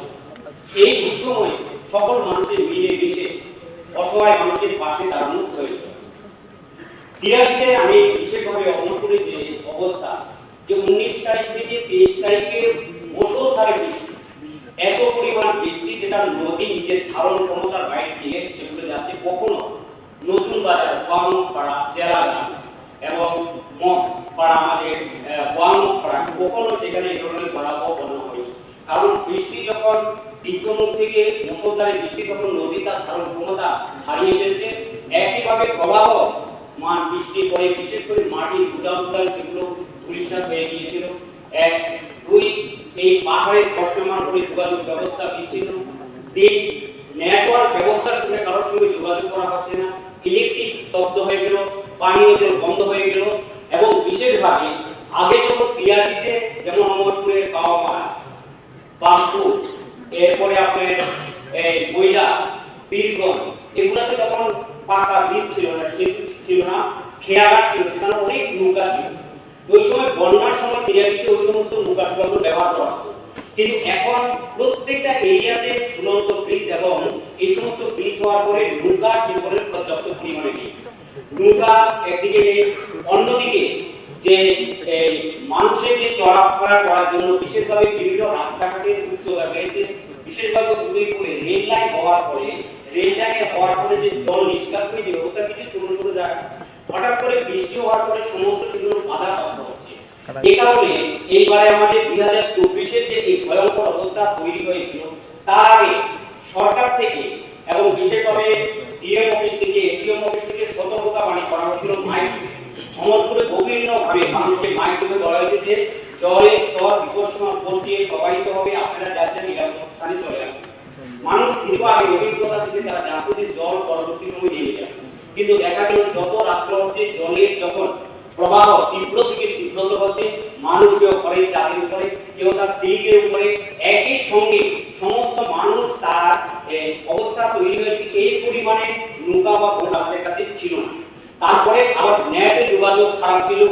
তারপর মাননীয় মুখ্যমন্ত্রীর সঙ্গে যখন আমি ওয়ারলেসের কথাবার্তা বলছিলাম উনি তখন আসাম রাইফেলসকে সঙ্গে সঙ্গে প্রেরণ করা হয়েছে। টিএসআর এর জওয়ানরা সেখানে গিয়েছিল। আগে যেদিন আমরা 20 তারিখে রাত্রে টিএসআর জওয়ানরা গিয়েছিল, এই টিএসআর জওয়ানের যে বোটগুলো ছিল প্লাস্টিকের বোট, দুটো বোট সেখানে নষ্ট হয়ে গিয়েছিল এবং যারা টিএসআর ছিল আমাদের যারা সমাজসেবী ছিল তাদের সঙ্গে ছিল তারা বিপদগ্রস্ত হয়ে গিয়েছিল। এবং আমাদের ব্যাপারিক থেকে আমাদের পরিবারের একটা ছাত্র ছিল তাকে উদ্ধার করার জন্য যারা গিয়েছিল তারা সেখানে মোকাবিলা করে আক্রান্ত হয়ে সেখানে আহত হয়েছেন, একজন মারা গিয়েছে। তো মানুষ তার ভয়ে কেউ কাউকে উদ্ধার করার জন্য এগিয়ে আসে না। তারপর টিএসআর যে পরিমাণে কাজ করেছে এবং মাননীয় মুখ্যমন্ত্রী আমার সঙ্গে ওয়ারলেসে যখন কথা বলেছিলেন তখন উনি সঙ্গে সঙ্গে এখানে আসাম রাইফেলকে প্রেরণ করা হয়েছিল এবং এনডিআরএফ এ তারা 6টা বোটকে সেখানে প্রেরণ করা হয়েছিল হেলিকপ্টারের মাধ্যমে। এখানে বলা হয়েছিল সুদীপবাবু একজন তিনি বিশেষভাবে সিনিয়র লোক এবং তিনি জন্মদরদি করে মানুষের ওনাকে চলেন। উনি বলছেন মুখ্যমন্ত্রী টাকা কি করছে 5-5টি হেলিকপ্টার দিয়ে যদি ওই সময় রেশন যদি অমরপুর জেলাগান যতনবাড়িতে পৌঁছে না দিত মানুষ অনাহারে মারা। কিন্তু আজকে একবারও জিতেন বাবুরা এবং সুদীপ বাবু একবার উচ্চারণ করেনি যে মাননীয় মুখ্যমন্ত্রীর প্রচেষ্টায় সেখানে শুকনো খাবারের সঙ্গে আমি বলেছি যাতে জল সেখানে দেওয়া হবে, কারণ মানুষ তখন জলের হাঁটা, চতুর্দিকে জল আর জল, কিন্তু খাওয়ার কোনো জল নেই। এই অবস্থার মধ্যে সেখানে মাননীয় মুখ্যমন্ত্রী প্রত্যেকটা প্যাকেটের মধ্যে জিরা এবং জল, যেগুলো মানুষের ন্যূনতম বেঁচে থাকার জন্য ব্যবস্থা। মাননীয় মহকুমার শাসকের মাধ্যমে আমরা বলেছি যে সিঁড়ি উঠবে সেখানে বারোয়ারি সেন্টার অর্থাৎ অঙ্গনওয়াড়ি সেন্টারে যে খাদ্য রয়েছে এটিকে অর্ডার দিয়ে দিয়েছেন সমস্তগুলো সেখানে খিচুড়ির ব্যবস্থা করা এবং মিড ডে মিলে যেখানে চাল রয়েছে সেই চালকে ব্যবহার করা এবং বিশেষভাবে এখানে জিতেনবাবু রয়েছেন, ওনাদের পার্টি অফিসের লোক ছিলেন। সেখানে আমরা এই জন্য আমি জিজ্ঞেস করছি যে তাদের পার্টি অফিসের লোককে যেমন হচ্ছে এখন পার্টি দেখা আমাদের সময় না, মানুষকে বাঁচানোর কথা, তাদের সেখানে আমরা 10টা গ্যাস দিয়েছি এবং আমার কাছে সেখানে রেকর্ড রয়েছে 10 বছর থেকে চাল দিয়েছি এবং সেখানে তাদেরকে চাল দেওয়া হয়েছে এবং যে যে জিনিসগুলো সেখানে লাগে সেগুলো দেওয়া হয়। সেখানে প্রাক্তন মুখ্যমন্ত্রী মাননীয় মানিক সরকার মহাশয় গিয়েছিল, আমাকে সবথেকে বেশি ব্যথিত করেছে।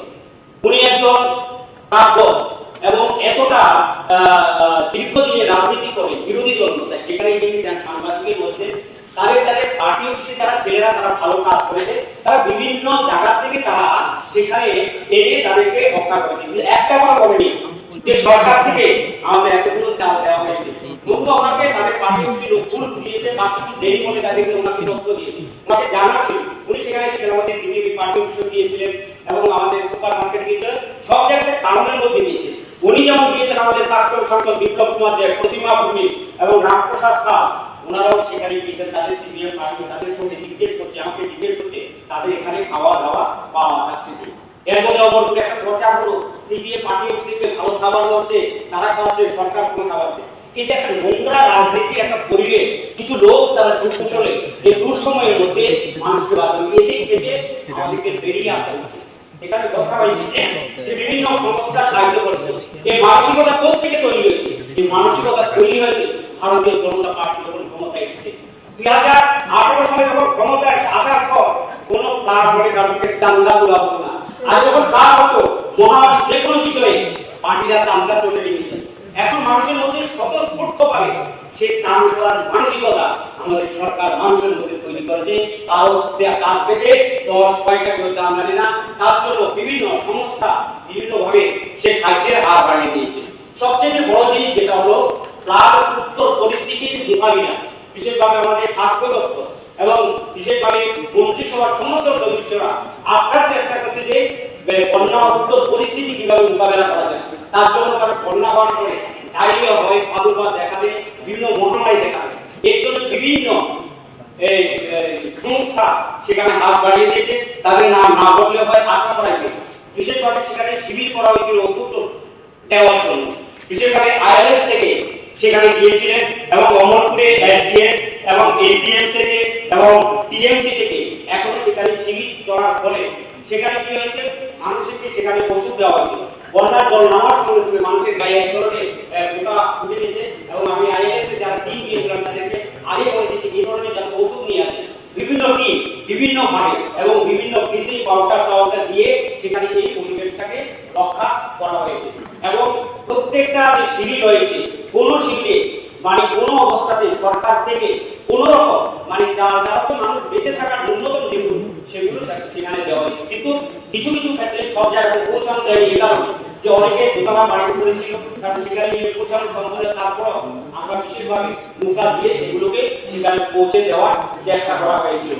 এবং এই বন্যার পরিপ্রেক্ষিতে এখন যে অবস্থা তৈরি হয়েছে, আমি এখানে ওই হাউসে যারা উপস্থিত হয়েছে আপনাদের অভিজ্ঞতা থেকে যে আমাদের এখন মূলত যে বিশেষভাবে কৃষি যারা ক্ষেত নষ্ট হয়েছে তার জন্য বিশেষভাবে কেবিকে থেকে 650 কেজি একরে ধান দেওয়া হয়েছে, শুধু 3 মাসের মধ্যে সেগুলো বপন করলে পরে সেখান থেকে দাম হয়। এবং এগ্রিকালচার থেকেও প্রায় 430 কেজি দাম দেওয়া হয়েছে আসাম থেকে।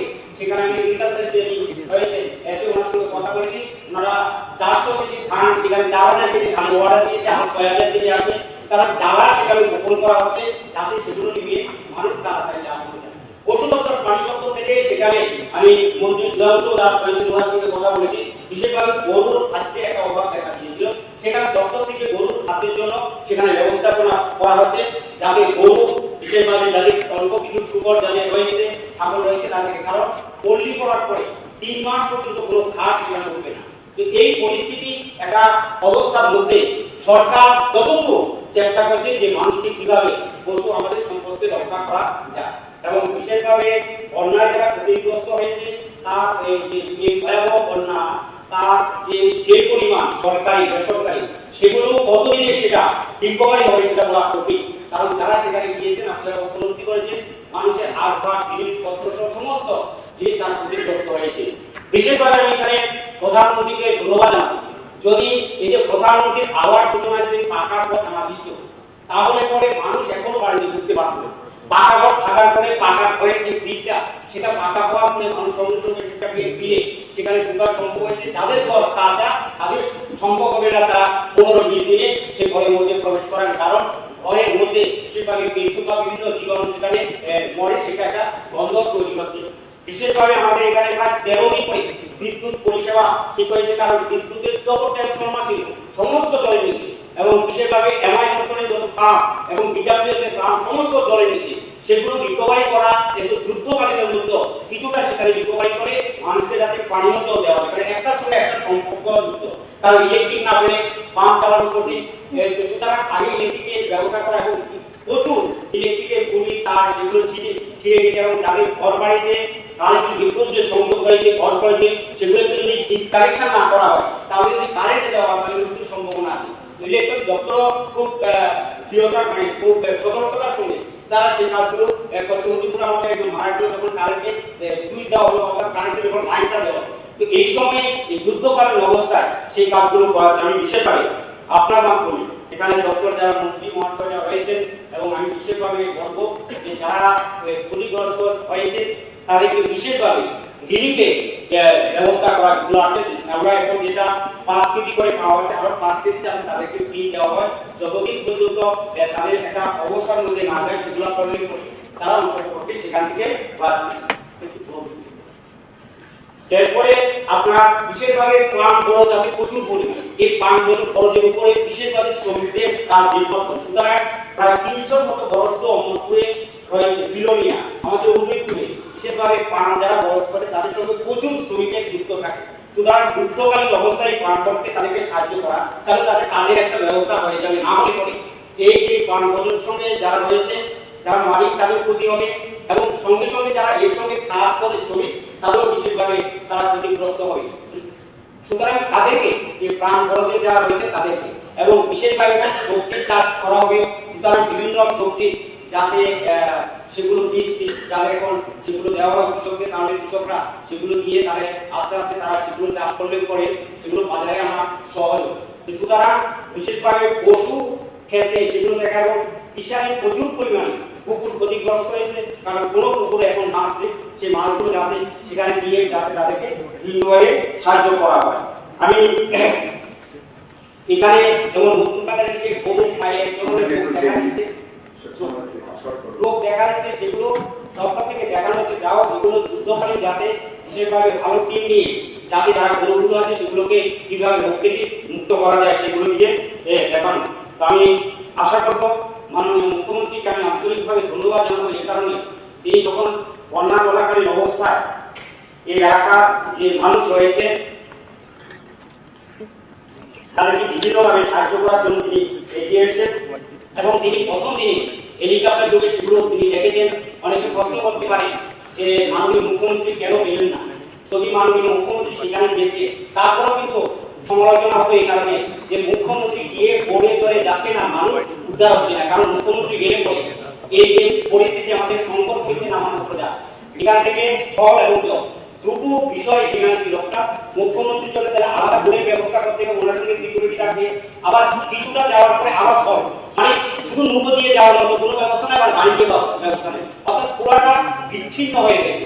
সুতরাং আমি মনে করবো তিনি সঠিক সিদ্ধান্ত নিয়েছেন। ওই সময় তিনি অমরপুরে নেমেছেন, কারণ অমরপুরের পরিপ্রেক্ষিতে নামেনি, কিন্তু আমাদের সঙ্গে আমাদের সেখানে বোনায় প্রচুর পরিমাণে ডাল রয়েছে, এবং ডাল রয়েছে। আমি মাননীয় মন্ত্রী খাদ্যমন্ত্রী ওনার সঙ্গে কথা বলেছি, এবং সমস্ত কোনো রেশনের অভাব নেই। এখন পর্যন্ত আমরা সমস্ত যে রেশনগুলো নষ্ট হয়েছে অস্থায়ীভাবে তাদেরকে রেশন দিয়ে যাতে মানুষ নিজের থেকে পরিত্রাণ পায়, রেশন এখনো মানুষ রেশন দিতে কোনো অসুবিধা হচ্ছে না। তারপর আমি বিশেষভাবে আজকে এই সভাতে এই বন্যার সময় যে সমস্ত বিশেষভাবে আসাম রাইফেল, ডিএসআর এবং যারা আমাদের এনডিআর এবং বিশেষভাবে ফিজিক্যালে আমাদের অমরপুরী ছেলেকে ট্রেনিং দেওয়া হয়েছে, ওরা যেভাবে মানুষ উদ্ধার করা হয়েছে এবং প্রেগনেন্ট যারা মহিলা ছিলেন প্রায় 5-6 জন মহিলাকে আনছে। একজন মহিলা ঘরে থেকে তার মানে বেড ছিল, আনার পরে তার হসপিটালে তার নবজাত শিশুর জন্ম দিয়েছে। একমাত্র আমাদের যারা ডিএসআর রয়েছে, আমাদের যারা সমাজসেবী রয়েছে, তাদের আপ্রাণ চেষ্টা, জীবনের ঝুঁকি নিয়ে, মৃত্যুর ঝুঁকি নিয়ে তারা এই মানুষকে এই বন্যা থেকে তারা উদ্ধার করেছে। তার জন্য এই সভাতে যারা সমস্ত সরকারি আধিকারিকরা, মহকুমা শাসক বুক জলে গিয়ে তিনি মানুষকে সেখান থেকে বিদুষায় সেখানে দিন রাত ঘুমাই এবং আমাদের দেশ বিদ্রোহ এবং স্পেশাল মেডিসিনাল এসপি সমস্ত আধিকারিকরা এবং আপনার চেষ্টা করছে প্রতিনিয়ত থানার মধ্যে থেকে যোগাযোগ করা মানুষকে আনা। এদের যদি আমরা এদেরকে যদি অন্যভাবে দেখি যে ওরা কোনো কাজ করেনি, তাদের মধ্যে একটা মানসিকতা হীনমন্যতা থাকবে। সুতরাং এই যে অফিসাররা এবং আপনার চেষ্টা করেছে, আমি এই সবাই তাদেরকে আন্তরিকভাবে ধন্যবাদ জানাবো এবং আমি বিশেষভাবে দপ্তরের আপনার মাধ্যমে মাননীয় মুখ্যমন্ত্রী এবং দপ্তরের মন্ত্রীদের বিশেষভাবে এখন তাদেরকে কিছু ফ্রি চাল বা অন্যান্য ব্যবস্থা যাতে দ্রুত গতিতে করা হয়। অনেক স্টুডেন্ট রয়েছে, তাদের বইগুলো নষ্ট হয়েছে, যাতে এডুকেশন দপ্তর থেকে তাদেরকে বইয়ের ব্যবস্থা করে দেওয়া হয় এবং কিছু কিছু স্কুলে এখনো জল রয়েছে, সেগুলোকে আরো দ্রুততার সঙ্গে তাড়াতাড়ি যাতে স্কুলগুলোকে চালু করা হয় তার জন্য সেগুলো দেখা।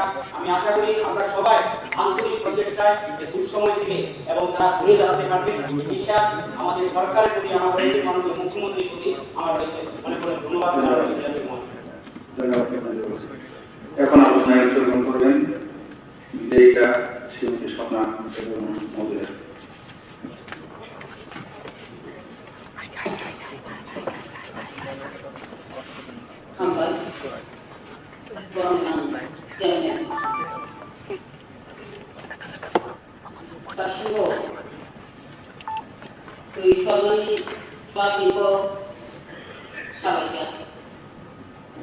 বিরোধী দলীয় নেতা গণমান্ত্রী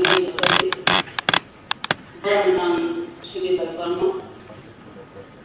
কমি কক সামানি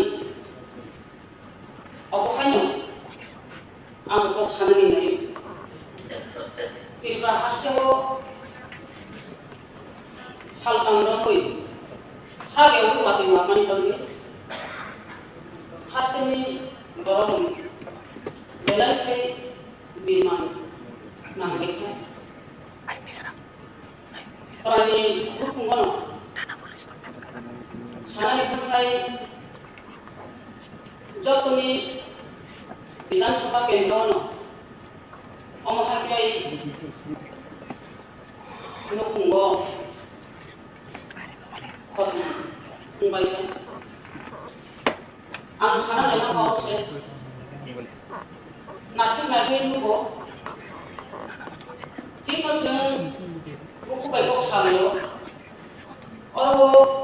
깨고 저기 রাষ্ট্রীয় মহলে নাই ওই দোকানি মহল পাই যদি নাই তাই যে বিমান সংসার করা কোনো সুযোগ পাই না রাষ্ট্রীয় মহল কে বানাই তিনি সালানি থাকায় যত জাতীয় বিধানসভা কেন্দ্র কংগ্রেস মালাই দङ চুবালাই দङ মন্ত্রী এমএলএ আরম্ভকারী যত জানেন জায়গা নাই এমনকি এনজিও কর্মচারী দङ যে সবাই মানুষ সাক্ষাৎকারী সবাই দङ অজারাও বিরোধী দলের পক্ষ থেকে সাধারণ পক্ষ বড় বিরোধী এই নাই রাষ্ট্রীয় মাসি যাবো বড় সরকার পেব মকল সাংসদ কোনো দিন এনবা কর্মচারী যদি আরো লেট খাই তোমার সামনে অপরাধ বড় অবশ্যক সানাই আমাকে যদি সুবাহ থাকান যারা ক্ষতিকারক বড় সোয়াজাত নাই सरकार को सुबह निकल क्या सरकार ने खाली वो आते कोई मुद्दा नहीं दोती दोती कहीं नहीं वो सुकुरी नहीं वो नहीं जमान कैसा कहीं कि वो इनको एक लड़े तो सीट में क्या आराम कहीं और वो वीडियो ब्लॉग होते एसटीएम होते गेम होते हम हाके नो खासी लाइट वाले ini syarat diperoleh itu, omong lagi freedom money, sudah kau seperti ini kok sakai lah, orang baru bertiga, jauh sudah kahar orang ya, sahara bawa mana, kalan angkai, syarat diperoleh itu omong lagi bagus lah, dia mana yang angkai, kahar orang hapung hatai kuat pani lagi, lama Belen kamian ka, lama kamian ka, tu iman yang ka, jaga paharan kalau tu kusugiri ini jaga, liar mania sarga cai katano, liar mania ni bagi nanti kusug maya, ara pipeline lajar, pipeline kana ni, kita jaga, amti jaga go, gori ini tomai, ada kerja beran tu sudah ka, amni bagi tu ibahe kusugiri mana. Lama pakai taham bayi mana? Apa? Saudara bisa dodi jasa saya pun ada ngomong lain. Tapi kalau saling kata angkai, saya baru kami, saya nukumi, kalau mal mata, ini musuh to konwa, berapa mal mata, baru saya mal mata ini yo, baca ne no tan konwa yo, bakso sekali no mana, bakso ni yang kamu, आज हुई नहीं लून ना हरे बंधन लून ना हर हम आई कलाई नहीं ngọc nu cùng khai tổng này ở bộ gia có này bagi này cái đấy có tiền này bagi này không ya ini dipakai apa kali bagi cái đấy có tiền ini bahasa này apa nih bagi सरकार की तरफ से दोती दोती कहीं नहीं जे ngọc nu cùng có tốt này je ngọc nu cùng tahu kami मैं को tahu को relief के मो तम को अगर हम बाहर की दोती दोती खाई ngọc nu cùng व्यवस्था कहीं नहीं दोती दोती रहमान अब सरकार की तरफ से bisa दोती चेष्टा करके जाना एमने तो चेष्टा में है रुई न तो आम इसके तो वहीं के बड़ा मो जानते हैं मो सेटल कहीं रहमान अब चेष्टा करने ली तंग आने वालों तो मैं ताई अब वो आने वालों तो मैं jadi dimensi pemelo baru orang begini सरकार को सुबह ताई ऑफिशियल और सुबह को कर्मचारी लोग तो बाru तो कौन वाला pusat kan pun kalah tuh baru तो सुबह nih तो dia khas ke तो pembina कर्मचारी itu bong kasih malu bong tunai bisa dana di bagi nih kayak anu bangunan itu jangan dari bidang seluruh entro sini naya loh syarat diperoleh itu jodoh dagang sudah tuh jodoh jadi buruk kayak kami nih an bidang seluruh entro boh naik pergi nongi bidang seluruh angkai nih om hari itu syarat diperoleh ini arah sekolah aja buruk kayak kami nih coba makai jauh Jumlah kami nih sabun kami nih cincin kami emir kami nih sabun kami coba ya om hari itu kalau si dia kalau kerja kamu mandeo kami yang orang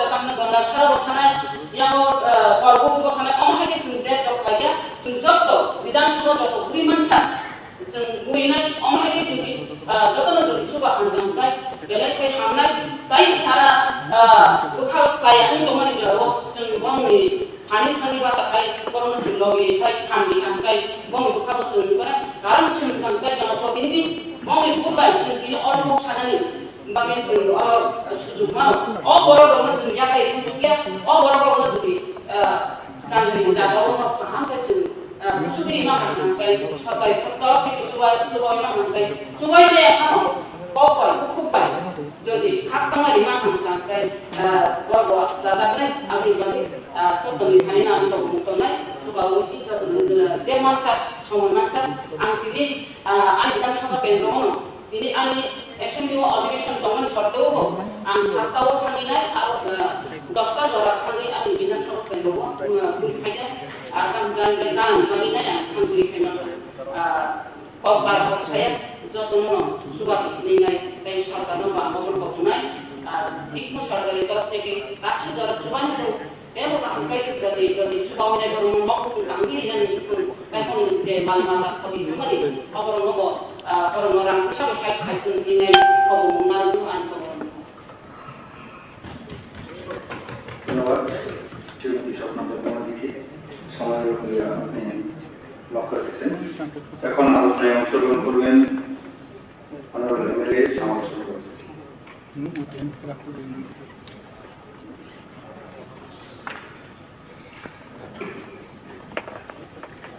ধন্যবাদ sir.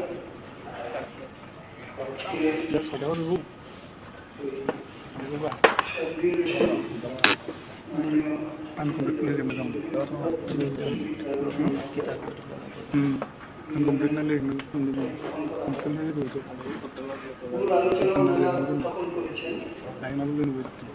আমি কয়েকটি কথা বলবো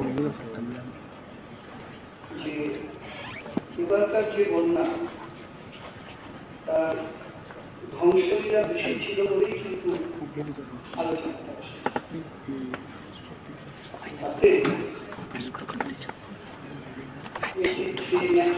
তারপরেও কিছু ছোট ছোট বন্যা হয়েছিল। সেই বন্যাগুলি ছিল নদীগুলি পাশগুলিকে নদীর একদম কাছাকাছি। কিন্তু এবার যে বন্যা সেটা কিন্তু নদীর কিনারে যে বাঁধ আছে সেই বাঁধের উল্টো দিকে যে জায়গা আছে সেই জায়গাগুলো প্লাবিত হয়েছে। আমাদের মহকুমা দিয়ে আমরা যেটা লক্ষ্য করেছি যে আমাদের নদীর পাড়ে যে গ্রামগুলি আছে তাতে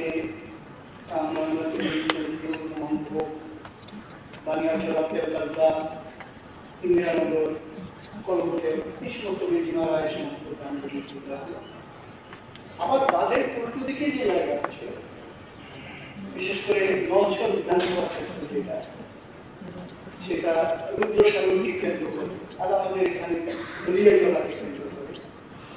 জনসংখ্যার দিক থেকে দেখতে গেলে আমরা বিভাগের নদীর পাড়ে যে জনসংখ্যা আছে কিন্তু জলের বাড়ি তো বেশি হয়ে গেছে উল্টো দিকের জায়গায় জনসংখ্যা অনুসারে অনেক বেশি জনসংখ্যা বাড়ি পড়ে গেছে উল্টো দিকের জায়গায়। এবং গোমতীর কিনারে যেটা এটা 7-8 দিনের মধ্যে রিলিজ হচ্ছিল কিন্তু ওইটা আরো 2-3 দিন বেশি লেগেছে। ওইটা জল নামেনি কারণ একটা সুইচ গেট দিয়ে জল নামতে হয়, কাজে সেখানে জল এখানে জল পড়ছে সেখানে বাড়ছে, এই ধরনের একটা অবস্থা সেখানে তৈরি হয়েছে। ওই জায়গাও ব্যাপক ক্ষয়ক্ষতি সেখানে হয়েছে। তাতে দেখা গেছে যে এক এক জায়গায় এক এক রকম, যেমন গোমতীর ল্যান্ড অনেক বড় আছে, সুনামগড়া নিচের দিকে আছে, জল ভালো আসছে কিন্তু নামে অনেক দেরি। আবার দেখা গেছে আমরা আসতে যেতে যেটা দেখেছি যেমন জম্পুই থেকে কামখানা পর্যন্ত যে বিশাল পরিণত তার ল্যান্ড কম কিন্তু এটা স্রোত বেশি ছিল এবং জল নেমে গেছে তাড়াতাড়ি কিন্তু তারপরে ধ্বংসলীলা দেখা গেছে। যারা মাননীয় মন্ত্রী রয়েছেন বিরাট ধ্বংসলীলা দেখা গেছে। সেইভাবে ত্রিপুরার আরো অনেকগুলি ছোট ছোট নদী এগুলি কম সময় জল থাকে কিন্তু একেবারে সব ভেঙে চুরে উড়িয়ে নিয়ে যায়, এই ধরনের অবস্থা হয়েছে। তাতে যে আলোচনাগুলি হচ্ছিল সবাই আলোচনা করেছে যে বাড়ি ঘর রাস্তাঘাট এই সমস্ত ব্যাপক ধ্বংসলীলা সেখানে হয়েছে ব্যাপক। এগুলি এখন আবার দ্বারা করানোর প্রশ্ন। তাতে যে প্রস্তাবটা উনি করেছেন আমিও মনে করি যে আমার মনে হয় রাজ্য সরকার এত বড় ধ্বংসলীলাকে কভার করতে পারবে। এই কারণে বলা হচ্ছে যে সেন্ট্রালি বিষয়টা যাতে অধিক নজর দেয় তার জন্য এটাকে মানে আমাদের কেন্দ্রীয় সরকারের কাছে যাওয়ার জন্য এবং এটা যাতে সেইভাবে রেখে তার জন্য এই প্রস্তাবটি সেখানে করা হয়েছে। এটাকে ওই জায়গাটা আমি যাচ্ছি। এখন যে কথাগুলি হচ্ছিল তাতে আমি মাননীয় মন্ত্রীরা এখানে আছেন, আমি বলবো যে 100% এখানে ক্ষতিগ্রস্ত হয়ে গেছে বা আরো কমও হয়েছে। সেখানে এটা দল না দেখে মানবতার রাজ্যের বাসিন্দা সেদিকে দেখে বিষয়টা যাতে সামনের দিকে এগোয়। আমি এই কারণে বলছি আমার অভিজ্ঞতা থেকে আমি এক দুটা জায়গায় লিখেছি যে যারা তালিকা করবে তারা নির্দিষ্ট লোককে বলছে যে কারাগারে ক্ষতিগ্রস্ত হয়েছে এই তালিকাটা তাদের সেটা যাতে না হয় অফিসারদের কাছে যাতে ক্লিয়ার হওয়া হয়। এবং যেটা বলছি সার্ভেটা ঠিকভাবে করে তার জন্য রাজ্য মন্ত্রিসভার কাছে সেখানে আবেদন করছি ঠিকভাবে জানতে হবে। এটা ঠিক যে আগাম সতর্কতা সেগুলো ছিল মন্ত্রিসভার সেগুলি দেখতে অসুবিধা হয়েছে, কিন্তু আপনারা দেখবেন সামাজিক মাধ্যমে আপনাদের কাছে এসেছে বিশ্ববিদ্যালয় যে প্রথম দিকটা প্রচন্ড বিশৃঙ্খলা ছিল। দেখা গেছে সরকারি যে কয়েকটা ভোটের ব্যবস্থা করেছে নির্দিষ্ট লোকরা সেই ভোটগুলো নিয়ে ঘুরছে উদ্ধার কাজে, সেগুলি আপনারা সামাজিক মাধ্যমে দেখেছেন। আমি কোনো কারো সম্পর্কে বলতে চাই না তারা ঘুরেছে কি আসলে বিষয় উদ্ধার কাজের থেকে তারা ঘুরছে বেশি, এদিকে সেদিকে ঘুরছে দিচ্ছে এই সমস্ত। দ্বিতীয় বিষয় হলো যে ক্যাম্পগুলি করা হচ্ছে, সেখানে আমরা বলেছিলাম যে সমস্ত ক্যাম্পে আসে না, যেমন মিনিমাম একটা 10,000 লোক জলে দিয়েছে, কিন্তু ক্যাম্পে এসেছে 10 কোটি আসে, ক্রীড়াভূমি আছে, সবাই ক্রীড়াভূমিতে চলে যায়, আর কিছু মানুষ বাড়ির মধ্যে যেভাবে থেকে যায় বাড়িতে জিনিসপত্র আছে এগুলিকে অন্তত বাসাতে তাতে 100 জলের নিচে আছে কিন্তু ক্যাম্পে যায়নি, তাদের বিষয়টাও যাবে সেটা সর্বদলীয় মিটিং মাননীয় জিতেন্দ্র চৌধুরী মহোদয় বলেছিলেন, মাননীয় মুখ্যমন্ত্রী বলেছিলেন এটা দেখবেন। পরে আমরা যখন এর সাথে কথা বলি তখন দেখা গেছে যে কোনো কাগজ আসেনি, এ ধরনের কোনো অর্ডার আসে। তো সেই বিষয়টাও যাতে দেখা হয় নিশ্চয়ই এগুলি দেখবেন। একটা ক্যাম্পে আমরা ভিজিয়ে দিয়েছি 2 জায়গায় ছিল, একটা জায়গায় দেখা গেছে সরকারি কর্মীরা পাশাপাশি নির্বাচিত লোকও আছে, আরেকটা জায়গায় দেখা গেছে সুনামদার ক্ষেত্রে যখন মেলা ধরে গেছি বড় ক্যাম্প 131 পরিবার আছে, সেখানে সরকারি কর্মচারী নির্বাচিত প্রতিনিধি অল্প কিছু ছেলেমেয়ে এখানে আছে, তারা নিয়ন্ত্রণ করছে। সেখানে অভিযোগ হলো 4 দিন ধরে তারা আছে, একবেলা মাত্র ভাত দিয়েছে 4 দিন।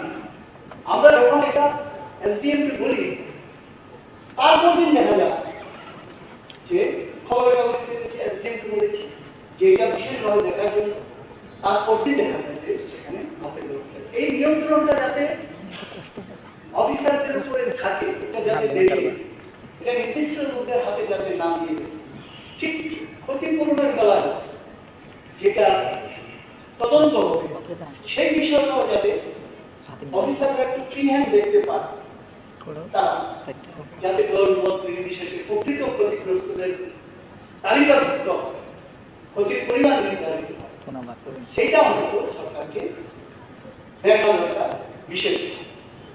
এখন এই জায়গায় আমি উনি বলে গেছেন, আমি আর একটা বিষয় বলবো।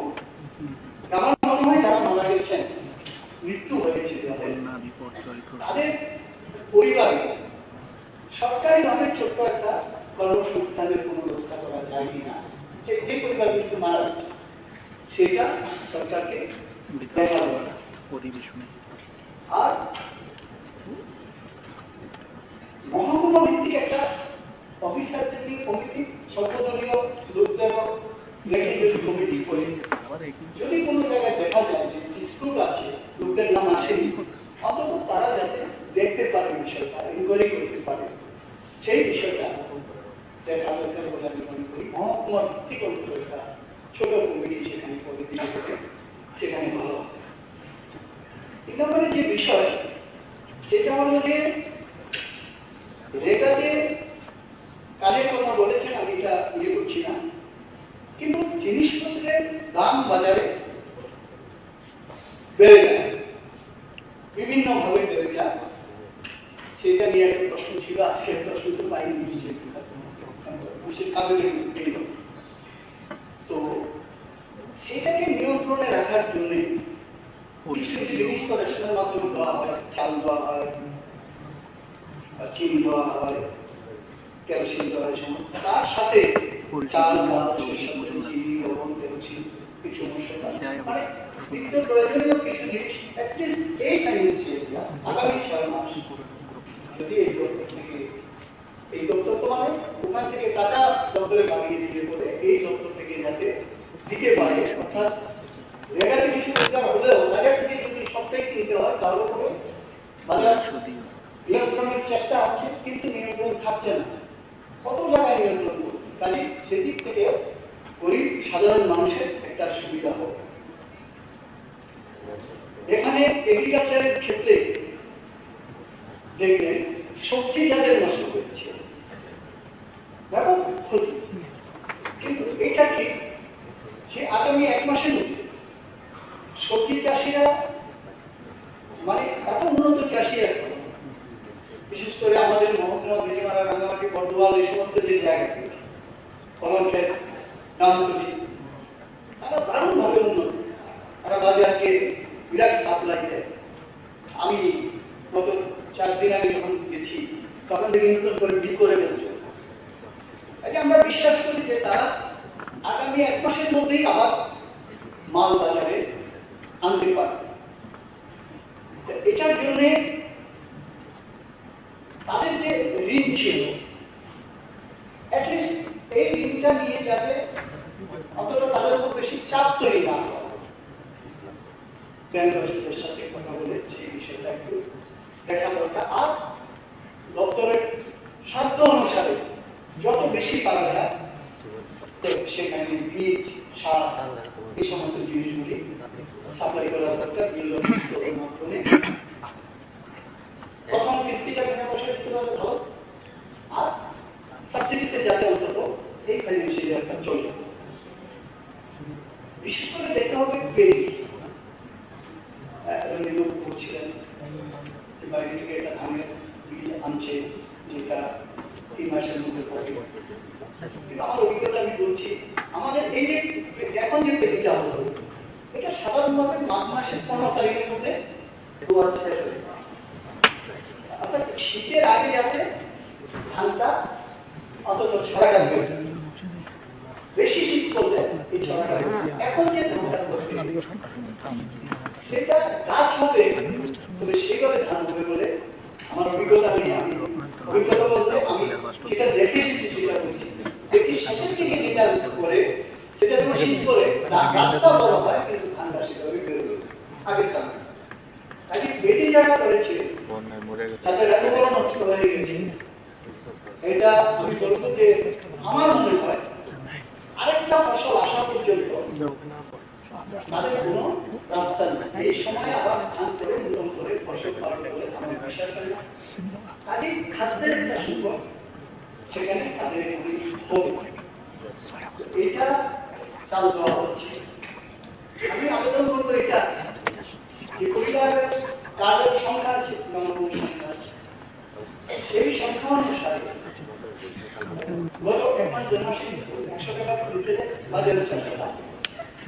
কাজে সেদিক থেকে সেই মাথা পিছু সংখ্যা অনুসারে একটা লোকের কতটুকু লাগে সেই অনুসারে যাতে সেখান থেকে দেওয়া যেতে পারে, অন্তত সামনের ফসলটা আসা পর্যন্ত সেটা দেখার জন্য বিশেষভাবে আমি এখানে আপনাদের কাছে বলছি। আর দেখার জায়গায় সমস্ত তো বলে গেছে, রোড কানেক্টিভিটিতে রাস্তা, ইলেকট্রিসিটি, পানি সবচেয়ে এটা তো আলোচনা বিষয় আছে।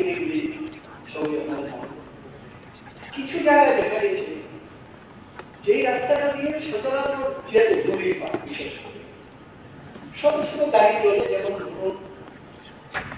সোনামুড়া বিলোনিয়া রোড থেকে কলম একটা সরকারি রাস্তা, বড় রাস্তা, এই রাস্তা দিয়ে 5টা 6টা রাস্তা এই রাস্তা দিয়ে চলে, প্রচুর অটো গাড়ি সমস্ত চলে। এখানে ঠিক মাঝখানে বন্যার একটা জায়গা আছে, 60 মিটার জায়গা।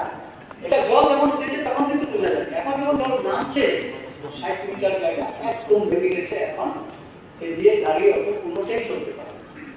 কাজে আমি আবেদন করবো এটা যে এগুলি তদন্ত করে অন্তত এই কানেক্টিভিটি যদি হয়, তার জন্য প্রথমে যে রাস্তাটা একদম ভেঙে গেছে, মানুষ আর আসতেই পারে না গাড়ি নিয়ে, সেই জায়গাগুলি একটু আর্জেন্ট বিষয়টাকে দেখে অন্তত মানুষ যাতে গাড়ি ঘোড়া দিতে পারে, যেতে পারে, তার মানুষ সমস্ত কিছু করে এইটা প্রথমে বিশেষভাবে দেখা। আর কিছু গ্রাম আছে 100 বাড়ি আছে, 50টা বাড়ি আছে, 70টা বাড়ি আছে, ওই জায়গা ভাঙা এমন ভাবে গেছে যে এই গ্রামই আগামী দিনে থাকবে না। সেই জায়গাগুলিতে ব্লক পিচিং করে এই সমস্ত একটা বিশাল মাননীয় একটা ইয়ে দেখেছি। ঠিক এই ধরনের উন্নতির অনেক জায়গা, এবার অমরপুর থেকেও সব জায়গায় পাড়াগুলি যাতে বাঁচানো যায় আপাতত সেই জায়গাগুলিতে ব্লক পিচিং করার জন্য সরকারের কাছে সেখানে নিশ্চয়ই এখানে আবেদন থাকে। আর কৃষি সবাই তো দেখেছি সব চলে, মানে আপনার এইটুকু হাইটে থাকে তো ইয়েটা ট্রান্সফরমার দেখা গেছে তার মানে এটার মধ্যে পলি ঢুকে গেছে, ঢুকে গেছে, অনেক নষ্ট হয়েছে, অনেক আপনার পানীয় জলের যে ইয়েগুলি আছে, পাম্পগুলি আছে, সেগুলি নষ্ট হয়েছে। এগুলি অন্তত দ্রুত গতিতে সেখানে করা, এগুলি করে আমাদের রাজ্যকে আবার একটু সচল করার দিকে সেখানে নিয়ে যাওয়ার জন্য আজকের আমরা আলোচনা। আর আমি মাননীয় মন্ত্রীদের কাছে বলবো যে একটা বিষয় সামাজিক মাধ্যমে আমি দেখেছি,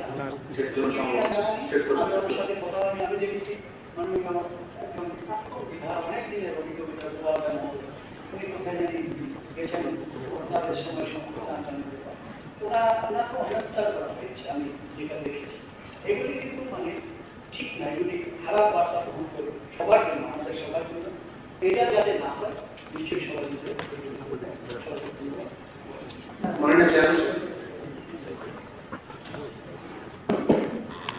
কিন্তু যে বিষয়টা নিয়ে চিন্তা রয়েছে চিন্তাবাবু এবং সুদীপবাবু দিয়েছেন, এবং পরবর্তী সময় রজিতবাবু সাথীবাবু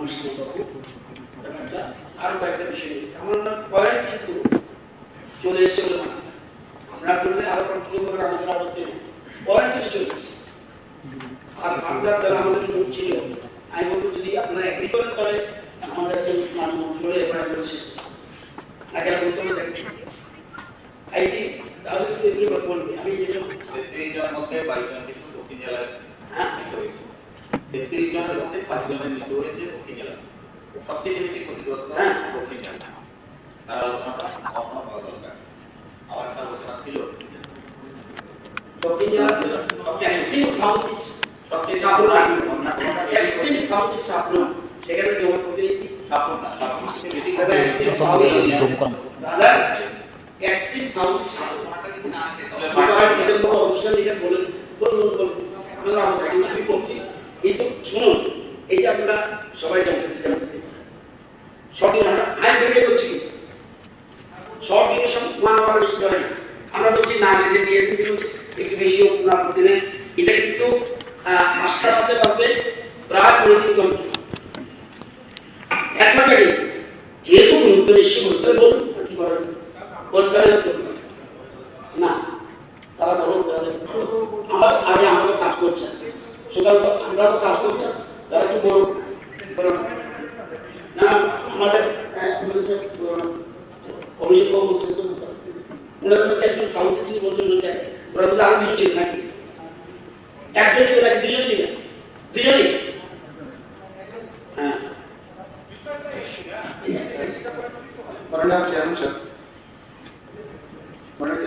আমি শুধু একটা দৃষ্টি আকর্ষণের জন্য একটা বিষয় রাখবো। শ্যামল বলেছেন আমারও পাশের বিধানসভার কনস্টিটিউয়েন্সি আর রুদ্রসাগর আমাদের খুবই গুরুত্বপূর্ণ এলাকা, যে গোমতী নদীর সাথে তার জলের অনেকটা সম্পর্ক আছে। বন্যার সময় আমরা দেখেছি যে গোমতী নদীর যে জল রুদ্রসাগর থেকে 1-2 ফিট উপরে ছিল। তো মেলাঘর থেকে পুরো সোনামুড়া হয়ে দুর্গাপুর হয়ে বাংলাদেশ বর্ডার পর্যন্ত যে রাস্তাটা মেলাঘর সোনামুড়ার মেইন যে রাস্তাটা, এটা কিন্তু শুধু রাস্তা না, এটা হচ্ছে গোমতী নদীর বাঁধ। এই বাঁধের ফলে গোমতী নদী যদি বিপদ সীমার উপর দিকেও চলে, এই বাঁধের এই পারে রুদ্র সাগরে বসবাসকারী যারা মানুষ আছে তাদের কিন্তু রক্ষা করে। এবারে বন্যা তো প্রায় 3-3 বার ওই রাস্তা ভেঙে যাওয়ার উপক্রম হয়েছে। যদি ভেঙে যেত তাহলে আরো কয়েক হাজার পরিবার আমাদের কিন্তু রুদ্রসাগরের ওপারে, রাস্তার ওপারে যারা আছে তারা আরো ক্ষতিগ্রস্ত হতো। কিন্তু এখন শ্রীমন্তপুর বর্ডার থেকে মেলাঘর পর্যন্ত কেন্দ্রীয় সরকারের তত্ত্বাবধানে রাস্তাটা বড় হচ্ছে, কিন্তু আমরা আশ্চর্যজনকভাবে দেখলাম এই রাস্তার মধ্যে এখন জায়গায় জায়গায় কালভার্ট নির্মাণ হচ্ছে। তো এই জিনিসটাকে আমাদের সম্ভবত সেন্ট্রাল থেকে ডিপিআরটা তৈরি হয়েছে, এটাকে আমার দেখা উচিত, কারণ এটা কিন্তু নদী বা কালভার্ট দিলে ভবিষ্যতে কিন্তু গোমতীর যে জলটা এটাকে আমরা এই দিকে আসা থেকে কিন্তু আমরা তুলতে পারবো। তো এই কালভার্ট গুলো করতে গিয়ে কোথাও আধা করে রেখেছে, যেরকম ডিপিআর আছে সেরকম কাজ চলছে, ফলে কিন্তু 3 বার ওই রাস্তাটা ভাঙার উপক্রম হয়েছে। তো এই বিষয়টা একটু গুরুত্ব সহকারে দেখা উচিত, যদি ডিপিআর এ কালভার্ট থাকে সেটাকে সরানো উচিত। এটা কিন্তু নদী বা এটা আমাদের মাথায় রাখতে হবে।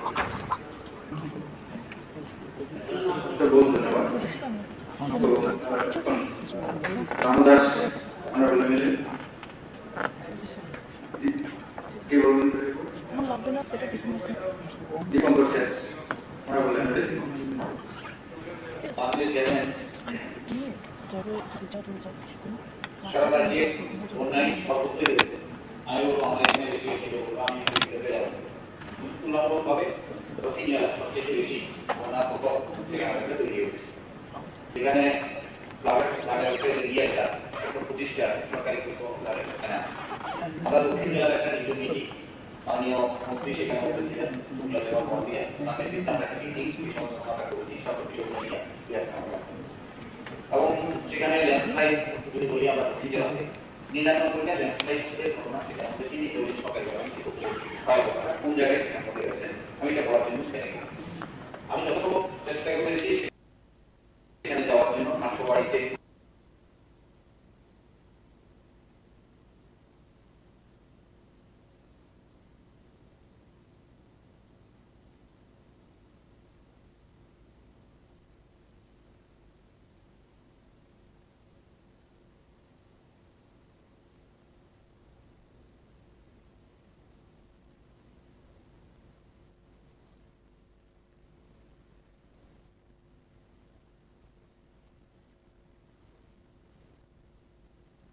যেটা 1993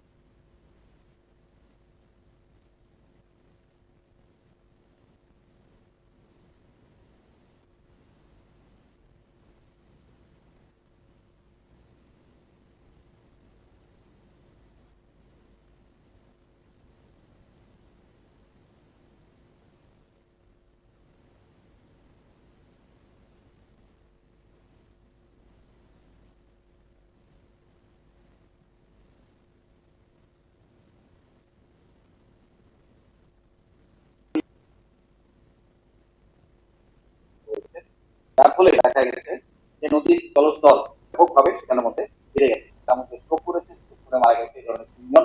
আমরা ডিএম সাহেবকে বলেছি তাদের মৃত্যু তালিকার মধ্যে সেখানে আনা, এটা যদি হয় তাহলে 22 জন সেখানে হয়েছে। গোমতী শহর যদি করি তাহলে 29 জনের মৃত্যু আমাদের সেই অংশে দুই জায়গাটার মধ্যে সেখানের মধ্যে হয়েছে। এর মধ্যে আমার বিধানসভা যদি আমি বলি তার মধ্যে 11 জনের মৃত্যু, 30 জনের মধ্যে 11 জনের মৃত্যু হয়েছে শুধু একটা বিধানসভা এলাকার।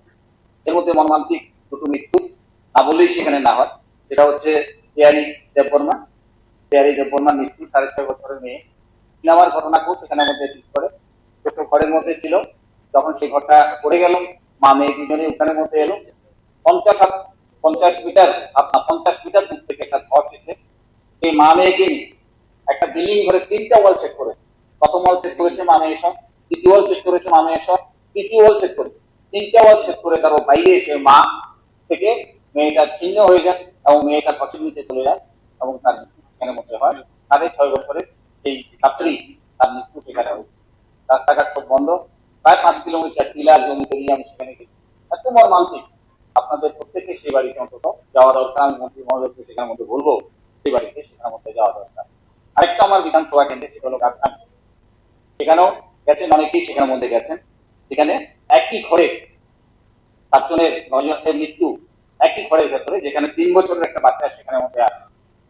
প্রথম দিন যখন ধস পড়ে তখন দুটো ঘর নষ্ট হয়ে যায়, তার থেকে অনেক দূরে সেই ঘরে সে 7 জন একসঙ্গে আশ্রয় নিয়েছে, কোথায় যাবেন?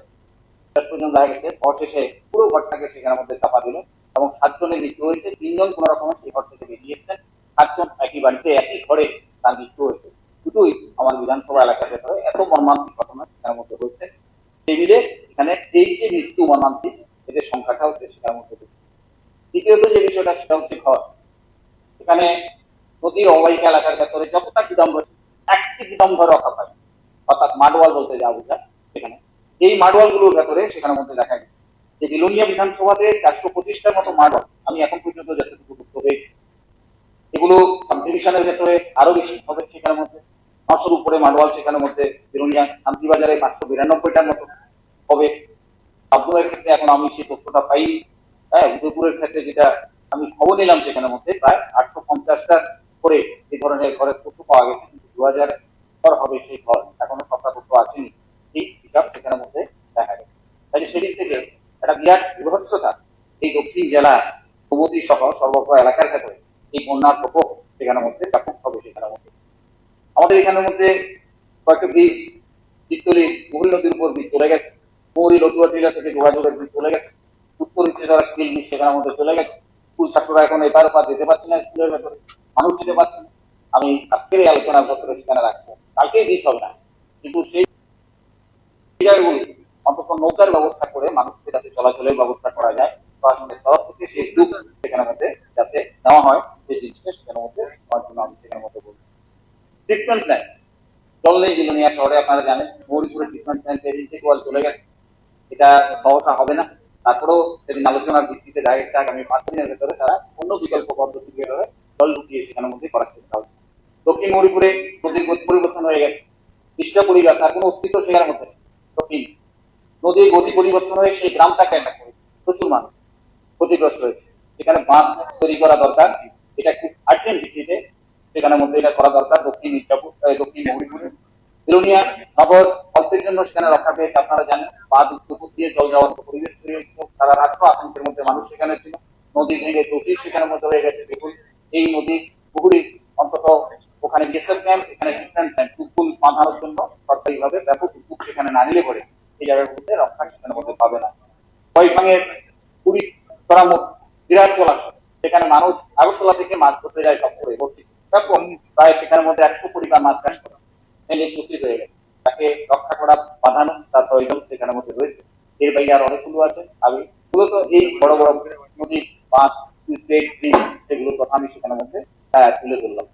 এরপরে যেটা আমি সেখানে বলবো পাথর, আমাদের কৃষির ক্ষেত্রে দেখা গেছে যে এই পাথরগুলো সেখানের মধ্যে ছিল 450-র উপর বড় বড় পাথর, অর্থাৎ বড় বড় জমি বলতে যেগুলো বোঝায়, যেমন লাগানের মৌমাচালি পাথর সেখানে, তারপরে সাটুমের গোবিন্দ মাঠ, এরকম প্রচুর প্রায় 450-টার উপর বড় পাথর, যেটাকে দক্ষিণ জেলার খাদ্য ভান্ডার বলা যায়, যেখান থেকে এত ধান এত উৎপাদন সেখানের মধ্যে হয়।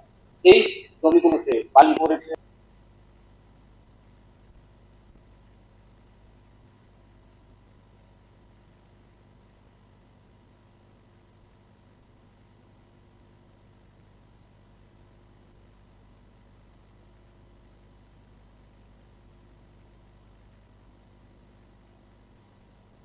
বসে গেছে।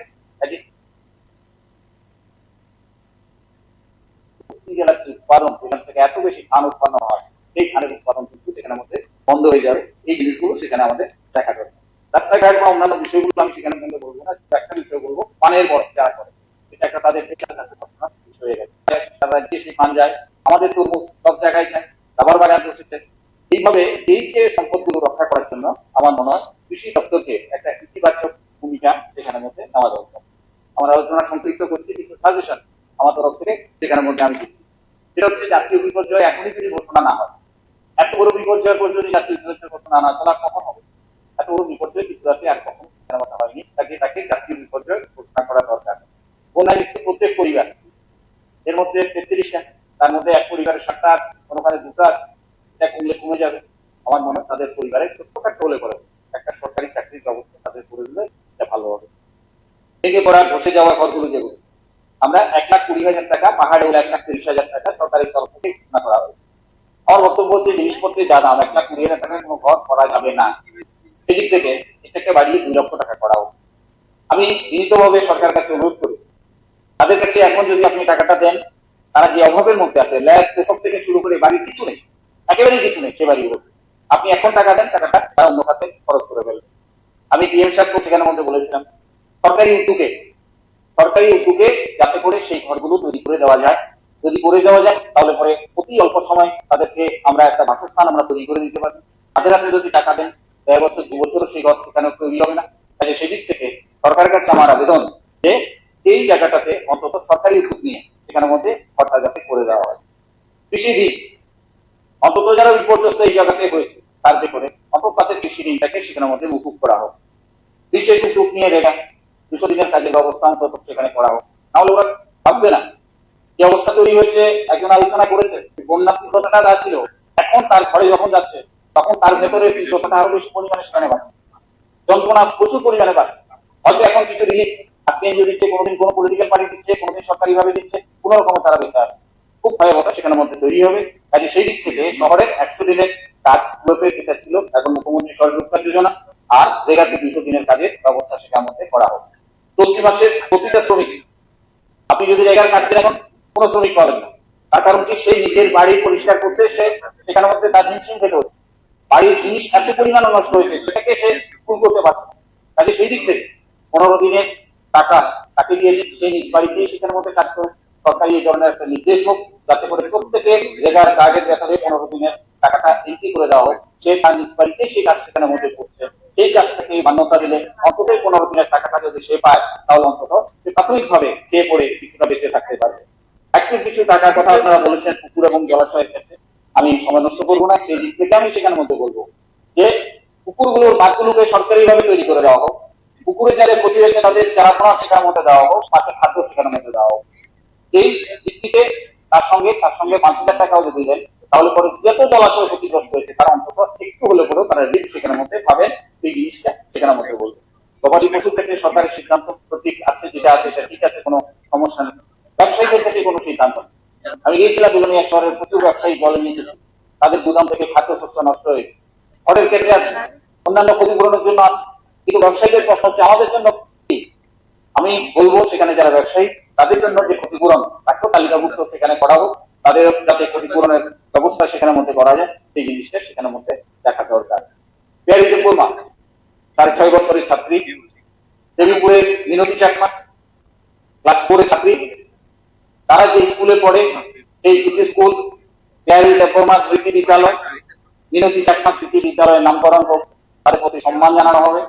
অন্তত এটা একটা রেকর্ড সেখানের মধ্যে থাকবে যে বন্যায় তারা সেখানের মধ্যে তলিয়ে দিয়েছিল মাটি ধসে। কাজে এই দুটি বিদ্যালয় আমার অনুরোধ থাকবে শিক্ষা দপ্তরের মাধ্যমে এই দুটি বিদ্যালয়কে তাদের দুজনের নামে সেখানের মধ্যে নামকরণ করা হোক।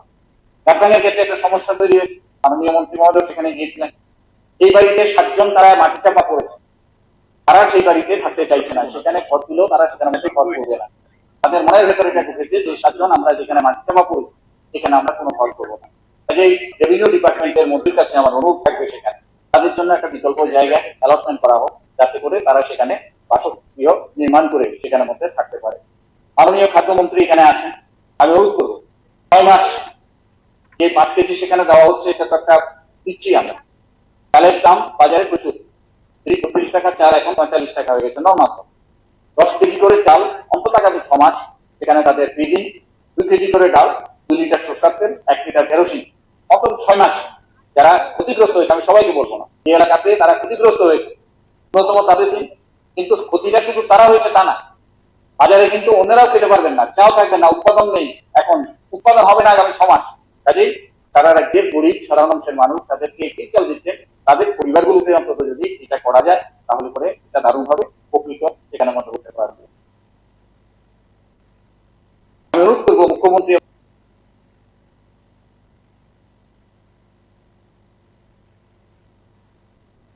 জরুরি ভিত্তিতে করা দরকার, তাহলে পরে অন্তত প্রশাসন তাদের উপর একটা চাপ তৈরি হবে যে যে কাজগুলো ন্যূনতম একটি করা দরকার এটাকে কাটিয়ে তোলার জন্য, বিপর্যয়টাকে কাটিয়ে তোলার জন্য একটা দারুণ ভূমিকা সেখানে কথাগুলো সেখানের মধ্যে বলতে পারবেন।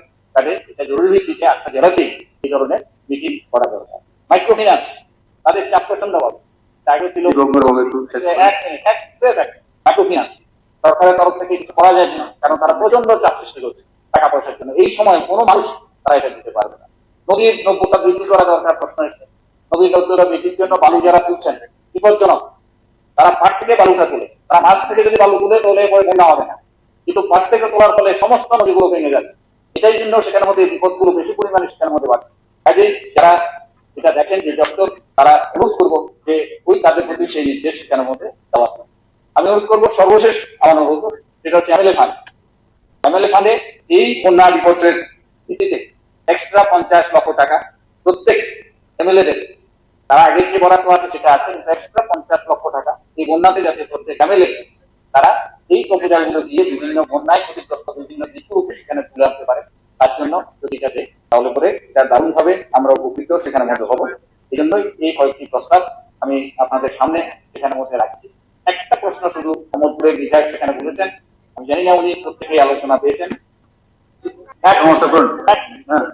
এটা নিয়ে অনেক কথা বলছি, এটা নিয়ে রাজ্য দপ্তরে আলোচনা হয়েছে, প্রশংসা করা হয়েছে যে সেই জায়গাতে বিপ্লবের থেকে সবাই গেছে, খবর নিয়েছেন সেখানের মধ্যে। সেই ক্যাম্পে প্রথম 2 দিন সিপিএম এর তরফ থেকে খাওয়ানো হয়েছে, পরে তার প্রশাসনের সাহায্য নিয়েছে, আমরা পাচ্ছি না, আপনারাও গেছেন, সবাই গেছেন, কিন্তু সেই জায়গাতে প্রশংসা করা হয়েছে। কিন্তু আপনি যেটা শুনেছেন, কার থেকে শুনেছেন আমি জানি না, কিন্তু এটা প্রশংসা করা হয়েছে সবাই।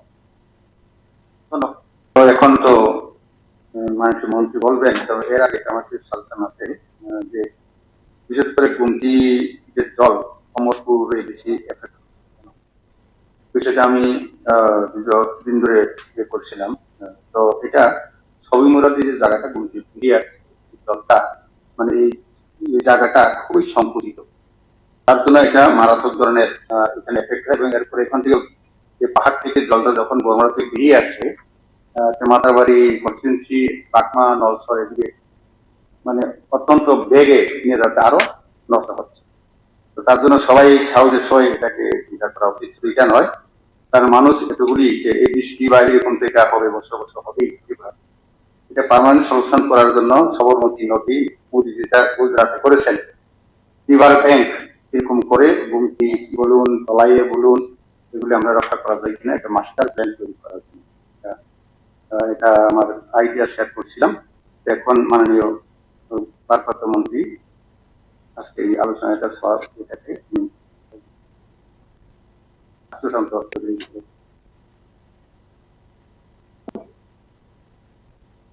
মাননীয় চেয়ারপারসন,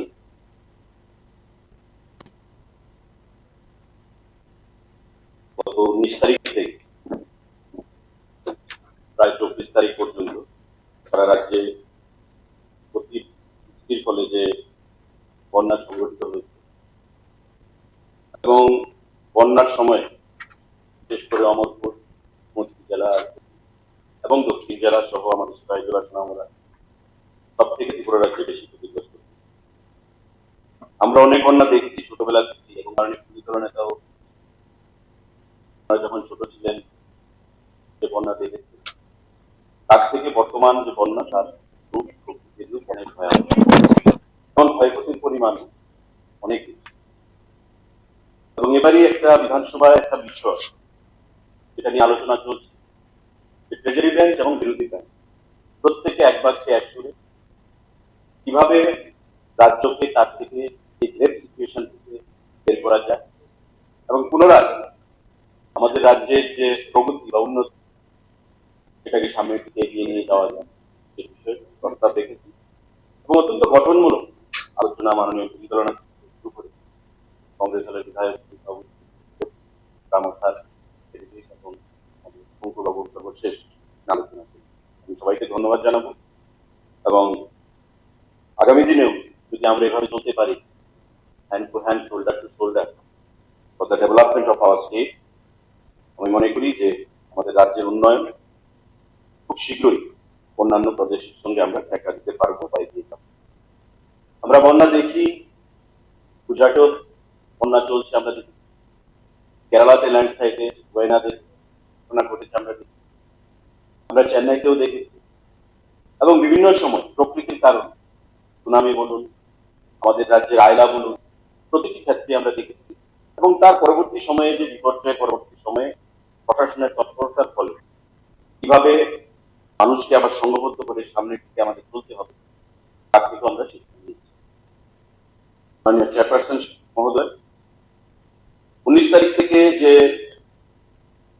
বন্যা শুরু হয়েছে ত্রিপুরা রাজ্যে এবং বৃষ্টিপাতের যে পরিমাণ সেটা রেকর্ড পরিমাণ বৃষ্টি।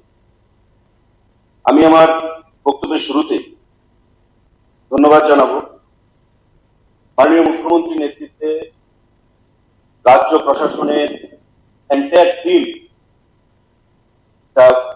প্রশাসনের উচ্চ স্তরের আধিকারিক থেকে শুরু করে একদম নিচু স্তর পর্যন্ত যারা এই বন্যায় কবলিত মানুষকে উদ্ধারের কাজে নিয়োজিত করেছে এবং সারা রাজ্যকে তাই বন্যা পরিস্থিতিতে যেভাবে মানুষের পাশে দাঁড়িয়ে ত্রাণ সামগ্রী বিতরণ করেছে, আমি প্রত্যেক আধিকারিককে মাননীয় মুখ্যমন্ত্রী সহ আমার হৃদয়ের অন্তঃস্থল থেকে ধন্যবাদ জ্ঞাপন এবং ধন্যবাদ জ্ঞাপন করব বিরোধী দলের বন্ধুদের। বিভিন্ন সময় দেখেছি যে তারা বন্যার চলাকালীন অবস্থায় বা পরবর্তী সময় মানুষের পাশে দাঁড়ানোর চেষ্টা করেছে। দক্ষিণ জেলায় আমাদের সর্বাপেক্ষা বেশি বৃষ্টিপাত হয়েছে বগাপাড়া 75.8 mm। আমাদের বেলোনিয়াতে যা রেকর্ড আমাদের কাছে আছে 324.4 mm।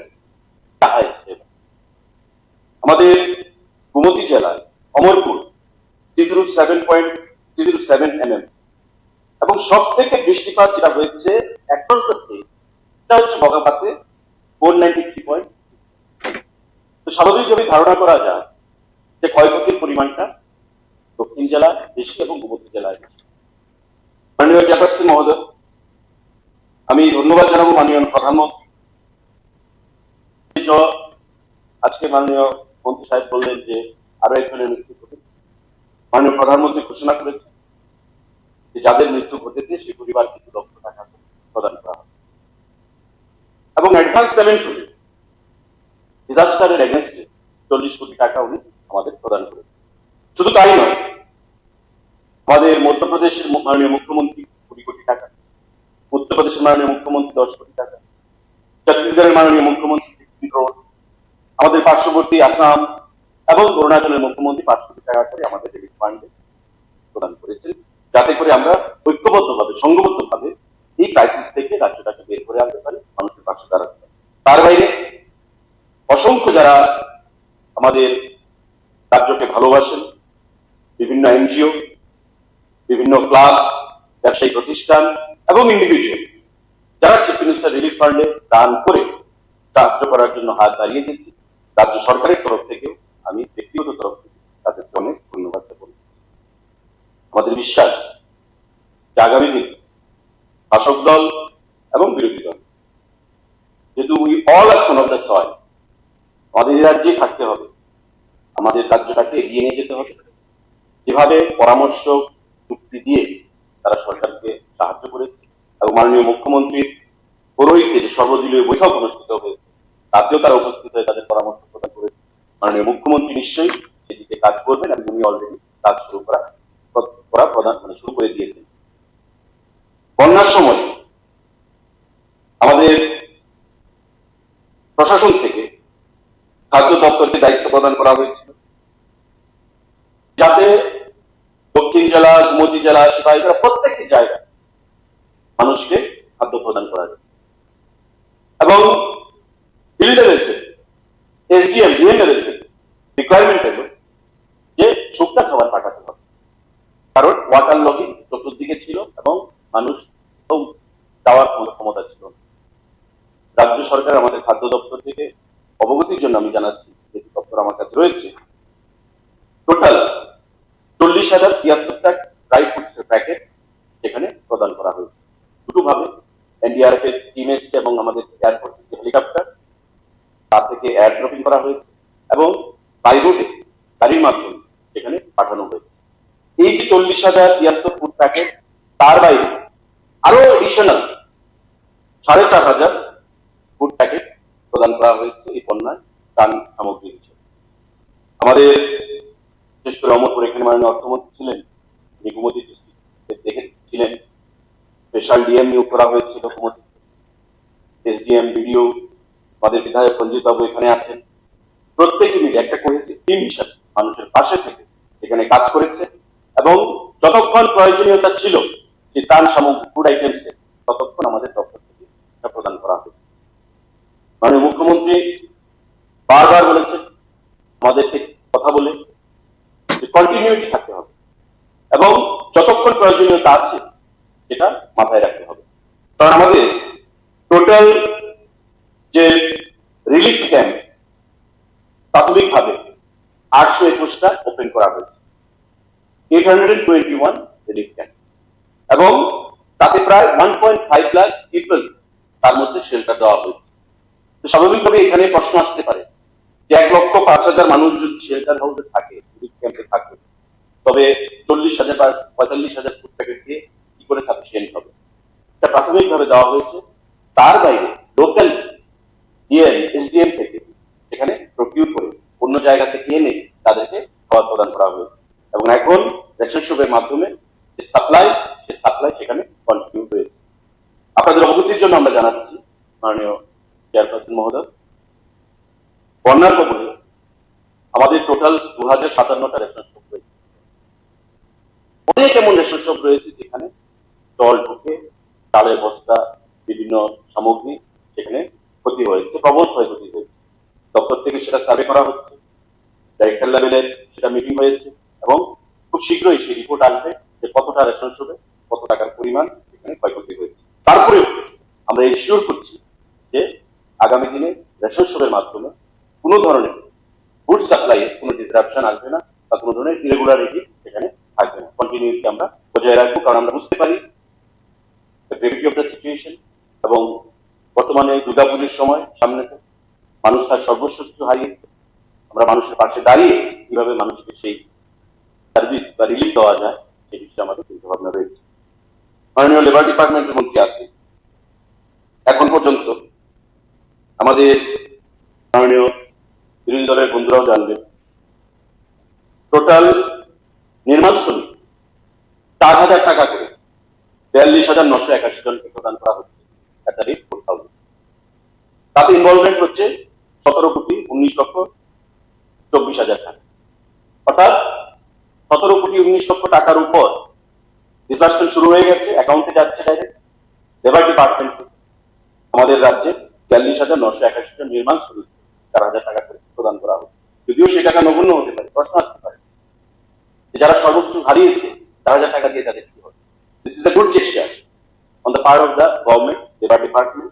ওই আনন্দ আমাদের যে নির্মাণ শ্রমিক তাদের প্রতি, এবং আগামী দিনে আমাদের প্রশ্ন যেটা এসেছে, মাননীয় বিধায়ক বাবু বলেছেন যে রিলিফের যে অ্যামাউন্ট সেগুলো দেওয়া হচ্ছে না কেন, গতকালও 10 কোটি টাকা রিলিজ করা হয়েছে। ধীরে ধীরে সেটা পর্যায়ক্রমে সার্ভে রিপোর্টের মাধ্যমে সেগুলো প্রদান করা হবে। আরেকটা প্রপোজাল সুদীপবাবু রেখেছেন যে ডিপার্টমেন্ট ভিত্তিক ক্ষয়ক্ষতির পরিমাণটা কত সেটা ঠিক করার জন্য। গত 4-5 দিন আগে আমাদের ক্যাবিনেট আমাদের বিভিন্ন দপ্তরের সেক্রেটারিগণ প্রেজেন্টেশনের মাধ্যমে আমাদেরকে যেটা দেখিয়েছে এটা হ্যাবক। মাননীয় মুখ্যমন্ত্রী ঘোষণা করেছেন যে 15,000 কোটি টাকা লস, কিন্তু সচক্ষে না দেখলে সেটা বিচার করা যাবে না বা বিশ্লেষণ করা যাবে না যে ওই এক্সটেন্ট অফ ড্যামেজ কতটুকু, সেটা আমরা কেউ বিচার করতে পারবো না। আপনারা পিডব্লিউডি বলুন, ডিডব্লিউএস বলুন, বলুন, এআরডিডি বলুন, প্রতিটা ক্ষেত্রে যা লসের পরিমাণ, মাননীয় মৎস্যমন্ত্রী থেকে আমি তথ্যটা নিলাম, আমাদের এক ফিশারি দপ্তরে 1347 কোটি টাকা ক্ষয়ক্ষতি এবং আমাদের 1,30,832 জন ফিশ ফার্মার তাতে তাদের ক্ষতি হয়েছে। কারণ আমি জানি আমাদের রাজ্য ছোট রাজ্য, ল্যান্ড হোল্ডিং ক্যাপাসিটিও আমাদের কম, যারা কৃষক তারাই আবার ফিশ ফার্মার কমন হয়ে যায়। কৃষিকাজের সঙ্গে যারা যুক্ত, এলাইড এগ্রিকালচার, এআরডিডি বা ফিশারির সঙ্গে তারা যুক্ত, আমাদের রাজ্যে 1,30,832 জন ফিশারি ফার্মার তারা সেখানে তাদের ক্ষয়ক্ষতি হয়েছে এবং যে ক্ষতির পরিমাণ সেটা প্রায় 1347 কোটি টাকা। এআইডিডিতে প্রায় 17,000 গবাদি পশু, গরু, ছাগল, এই সমস্ত ধরনের 17,000 গবাদি পশু এখানে মিসিং বা তাদের পাওয়া যাচ্ছে না বা নষ্ট হয়েছে, যার পরিমাণ প্রায় 70-80 কোটি টাকার কাছে। তেমন এগ্রিকালচার দপ্তরে মাননীয় কৃষিমন্ত্রী এখানে আছে, শুধু এগ্রি দপ্তরে প্রায় 2,500 কোটি টাকার মতো ক্ষতি হয়েছে, হর্টিকালচার দপ্তরে 750 কোটি টাকার মতো ক্ষতি হয়েছে। পিডব্লিউডি আমাদের যে রাজ্যের যে ইনফ্রাস্ট্রাকচার, সেই ইনফ্রাস্ট্রাকচার আমাদের national highway, state highway, TNJCY প্রত্যেকটি রোড আজকে সেখানে বন্যার পরে যে ক্ষত চিহ্নটা, সেই ক্ষত চিহ্নটাই বহন করছে। আবার সেই ইনফ্রাস্ট্রাকচার তৈরি করতে মাননীয় অধ্যক্ষ মহোদয় আমাদের 3 বছর 4 বছর সময় লেগে যাবে। PWS জল জীবন মিশনে যে deep tubewell, pump house, IRP গুলো তৈরি হয়েছে, সেইগুলো ধ্বংস হয়ে গেছে, হাজার হাজার কোটি টাকা সেখানে ক্ষয়ক্ষতি হয়েছে। পাওয়ার ডিপার্টমেন্ট আপনারাই বলেছেন যে ট্রান্সফরমার, ইলেকট্রিক পোল, ওয়্যার এগুলো বন্যার জলে সেখানে মাটিতে পড়ে রয়েছে। টোটাল যে কিউমিলিটি আমরা যদি করি তাহলে সেটা প্রচুর টাকা হবে, মাননীয় মুখ্যমন্ত্রী সেটা ঘোষণা করেছেন এবং আগামী দিনে সেই ক্ষয়ক্ষতির পরিমাণ সেটা বৃদ্ধি পাচ্ছে। মাননীয় অধ্যক্ষ মহোদয়, রাজ্য সরকার খাদ্য দপ্তর আমরা কেন্দ্রীয় সরকারের কাছে প্রস্তাব পাঠিয়েছি। আপনারা ইতিমধ্যে জানেন যে জয়েন্ট সেক্রেটারির নেতৃত্বে 5-6 জনের একটা টিম ত্রিপুরা রাজ্য ভিজিট করে গেছেন এবং তারা নিজে থেকে বিভিন্ন জায়গায় তারা গেছেন। এমন নয় যে রাজ্য সরকার থেকে লিয়াসন অফিসার হিসেবে কাউকে দায়িত্ব দিয়ে পাঠানো হয়, তারা নিজে থেকে বিভিন্ন রাজ্যের বিভিন্ন ক্ষতিগ্রস্ত যে এলাকাগুলো পরিদর্শন করেছে এবং মানুষের সঙ্গে কথা বলেছেন, মাননীয় মুখ্যমন্ত্রীর সাথে কথা বলেছে, তারা গিয়ে দিল্লিতে রিপোর্ট করেছে। আমাদের বিশ্বাস কেন্দ্রীয় সরকার থেকে আমাদের প্রধানমন্ত্রীও যথেষ্ট আন্তরিক, প্রতিনিয়ত নিখুঁত খবর নিচ্ছেন এবং কেন্দ্রীয় সরকার থেকে আগামী দিনে রাজ্য সরকারকে এই বিপর্যয় মোকাবিলা করে ঘুরে দাঁড়ানোর জন্য সম্পূর্ণভাবে সহযোগিতা করা হবে। আমি আবার ধন্যবাদ জানাবো বিরোধী দলনেতাকে, মাননীয় সদস্য সুদীপ বাবুকে এবং প্রত্যেক এবং আমাদের ডিসকাশনে পার্টিসিপেট করেছেন।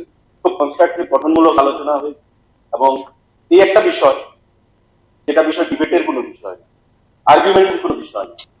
ন্যাচারাল ক্যালামিটি, প্রকৃতি কখন কি রূপ দেখাবে আমরা কেউ জানি। বলতে পারি যে IMD থেকে কোনো কিছু ছিল না, IMD থেকে যদি আমাদের ইন্টিমেশন থাকতো আমরা কি করতে পারতাম, যে পরিস্থিতি ধারণ করেছি। এখানে মেয়র সাহেব আছেন, মাননীয় বিধায়ক, ওনারও বলার কথা ছিল কিন্তু শর্টেজ অফ টাইম তিনি বলেনি। আমরা আগে দেখতাম রাজ্য সরকার, আজকে আমরা আছি, বিগত দিনে বাউন্ডারি ছিল, আজ থেকে 5 বছর 6 বছর আগে 2 ঘন্টা বৃষ্টি হলে আগরতলা শহর ডুবে যেত এবং 2 দিন 3 দিন 4 দিন শকুন্তলা রোড, আমাদের রবীন্দ্র ভবন প্রাঙ্গণ, জগন্নাথ বাড়ি রোড, কামারচমনি এগুলো জল লেগে থাকতো, বনমালীপুর ইনআন্ডেটেড হয়ে যেত, মানে ভাসিয়ে নিয়ে যেত, মানুষের বাড়িতে জল ঢুকে যেত, কোমর জল থাকে। আজকে ওই আগরতলা শহরে স্মার্ট সিটির অধীনে আমাদের বৃষ্টি হচ্ছে, হেভি রেন হচ্ছে, 2 ঘন্টা 3 ঘন্টা বৃষ্টির জল জমছে, 2 ঘন্টা 3 ঘন্টা 4 ঘন্টার মধ্যে জল নেমে যাচ্ছে। যে পাম্প হাউস গুলো সেগুলোকে শক্তিশালী করা হয়েছে, ক্যাপাসিটি বাড়ানো হয়েছে। আপনি হাওড়া নদীতে আমাদের যে ইরোশন, রিভার ব্যাংক ইরোশন, তাকে বন্ধ করার জন্য ট্র্যাক সোয়ার সেখানে দিয়ে, বোর্ডার দিয়ে সেখানে তাদেরকে ইরোশন আটকানো হচ্ছে। আমাদের কাটাখালের সঙ্গে কিভাবে সম্পর্ক করে হাওড়া নদী এবং কাটাখালের জল কিভাবে আউটফ্লো করা যায় বাংলাদেশে, সে ব্যাপারে আলোচনা করি। স্বাভাবিকভাবেই মাননীয় মেয়র সাহেব দায়িত্ব গ্রহণ করার পর এগুলো নিয়ে আলোচনা করেছেন, কাজ করছেন এবং আমরা দেখেছি। তাই বিগত দিনগুলোতে আগরতলা শহরে বৃষ্টিপাত কম হয়নি। মাননীয় অধ্যক্ষ মহোদয়, আমাদের ওয়েস্ট ত্রিপুরাতে যে বৃষ্টিপাতের পরিমাণ 175 mm, বৃষ্টিপাত একেবারে কম হয়েছে সেটা না। জল যেগুলো প্রোটেক্টেড এরিয়া, মুখ্যমন্ত্রীকে আমরা দেখেছি নৌকা দিয়ে ঘর থেকে বেরোতে, মুখ্যমন্ত্রী আবাস থেকে শুরু করে প্রত্যেকটা বাড়ি ঘরে জল ঢুকে, কিন্তু আবার খুব অল্প সময়ের মধ্যে জল মিটে চলেও গেছে। তাই মেয়র সাহেবকেও ধন্যবাদ জানাবো যে অনেক উন্নতি সেখানে হয়েছে কাজে এবং আগামী দিনে টুগেদার আমাদের রাজ্যকে আবার রিভিল করতে হবে, যে জায়গায় ছিল রাজ্যকে আমাদের সেই জায়গায় নিয়ে যেতে হবে সামনে এগিয়ে যাওয়ার জন্য। আমি প্রত্যেককে ধন্যবাদ জানাবো। আজকে এই একটা গঠনমূলক আলোচনায় প্রত্যেকে অংশগ্রহণ করেছে এবং তাদের মতামত নিয়ে প্রত্যেককে এই হাউসকে তারা সমৃদ্ধ করেছে। সবাইকে নমস্কার। আমাদের সদস্য পরিষদীয় মন্ত্রী রতনলাল নাথ মহোদয়। অধ্যক্ষ মহোদয়, আজকে খুব জরুরি এবং সময় মাননীয় মন্ত্রী মহোদয়, মাননীয় বিরোধী নেতা, আমাদের 5টা বেজে গেছে, আমাদের একটা শর্ট ডিউরেশন এনেছেন দুজনে মিলে, জিতেন Chowdhury, leader of opposition, and Sri Sudipta Burman. Recent devastating natural calamities in Tripura has claimed more than 32 lives and damages of unprecedented amount of properties, agriculture, social infrastructure, etc. And সম্প্রতি রাজ্যে ভয়াবহ বন্যা ও সরকারি ও বেসরকারি ব্যাপক ক্ষয়ক্ষতির পরিমাণ এবং পর্যাপ্ত ক্ষতিপূরণ। আজ আলোচনা হওয়ার কথা অলরেডি বিষয়টি উত্থাপন করা হয়েছে, আলোচনা করেছেন মোট 7 জন, আমাদের মাননীয় মন্ত্রী সুশান্ত চৌধুরী সহ মোট 7 জন আলোচনায় অংশগ্রহণ করেছে এবং সবাই কিন্তু খুব সুন্দরভাবে কনস্ট্রাকটিভ প্রপোজাল রেখেছেন। আমি জিতেন বাবু, সুদীপ বাবু, শ্যামল বাবু এবং দীপঙ্কর সেন মহোদয়কে উনি কপরকে বলেছে, এটা বুঝেছি, ওনার কিছু প্রস্তাব আছে যারা সাজেশন গুলি দিয়েছেন, আমরা এরপরে আলোচনা করে ক্যাবিনেটে বসবো। সুতরাং আপনাদের সাজেশন গুলি রিটেন করলে আমাদের সুবিধা। যতটুকু পেরেছি আমরা নোট করেছি, যেমন আপনি বিশেষ প্যাকেজের কথা বলেছেন, আবার কেউ জাতীয় বিপর্যয় ঘোষণার কথা বলেছেন, বিভিন্ন বিষয় নিয়ে উঠেছেন। রিটার্ন প্রপোজাল থাকলে আমাদের জন্য সুবিধা হবে।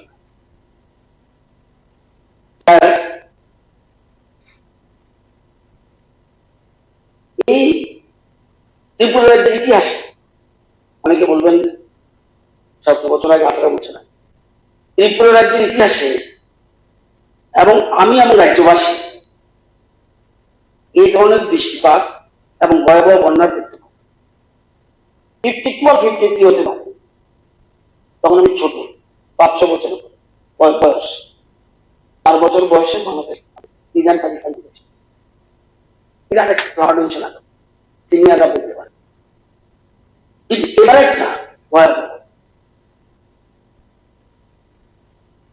20 আগস্ট 2024 রাজ্যে দক্ষিণ জেলায় বগাপা স্বাধীনতার পরে, স্বাধীনতার 1947 স্বাধীন, ওই বছরও জন্ম হয়েছে, তারপরে চলে এসেছে 52-53 হবে, খুব ছোট্ট। এখন আগরতলা এত ঘন ঘন মুহূর্তে আশা করা যায় না। ত্রিপুরা স্বাধীন হয়, ত্রিপুরা 1949 পরে কিন্তু ফ্লাড হয়েছে আমাদের ত্রিপুরা যখন ইন্ডিয়াতে ঢুকেছে তখন। কিন্তু সেইটা বলছি, এখন এটা যদি ইম্পর্টেন্ট ইস্যুর মধ্যে এতক্ষণ পর্যন্ত সব সুন্দর করেছিলেন, তো এখন 20 আগস্ট 2024 রাজ্যে দক্ষিণ জেলা বড়াপা, বিলোনিয়া এবং গোমতী জেলা অমরপুরে সর্বোচ্চ বৃষ্টিপাতের পরিমাণ রেকর্ড হয়েছিল।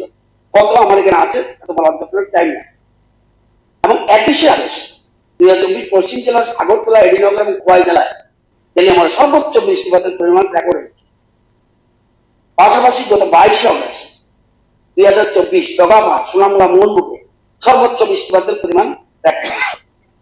গত 19 থেকে 23 আগস্ট 2024 সারা রাজ্যে অতিরিক্ত বৃষ্টিপাতের ফলে অভূতপূর্ব বিধ্বংসী বন্যার পরিস্থিতি সৃষ্টি।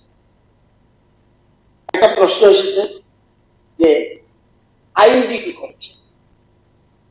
আইএমডি একটা রিপোর্ট আমি পেয়েছি। IMD prediction was that low pressure area was located over South Bangladesh.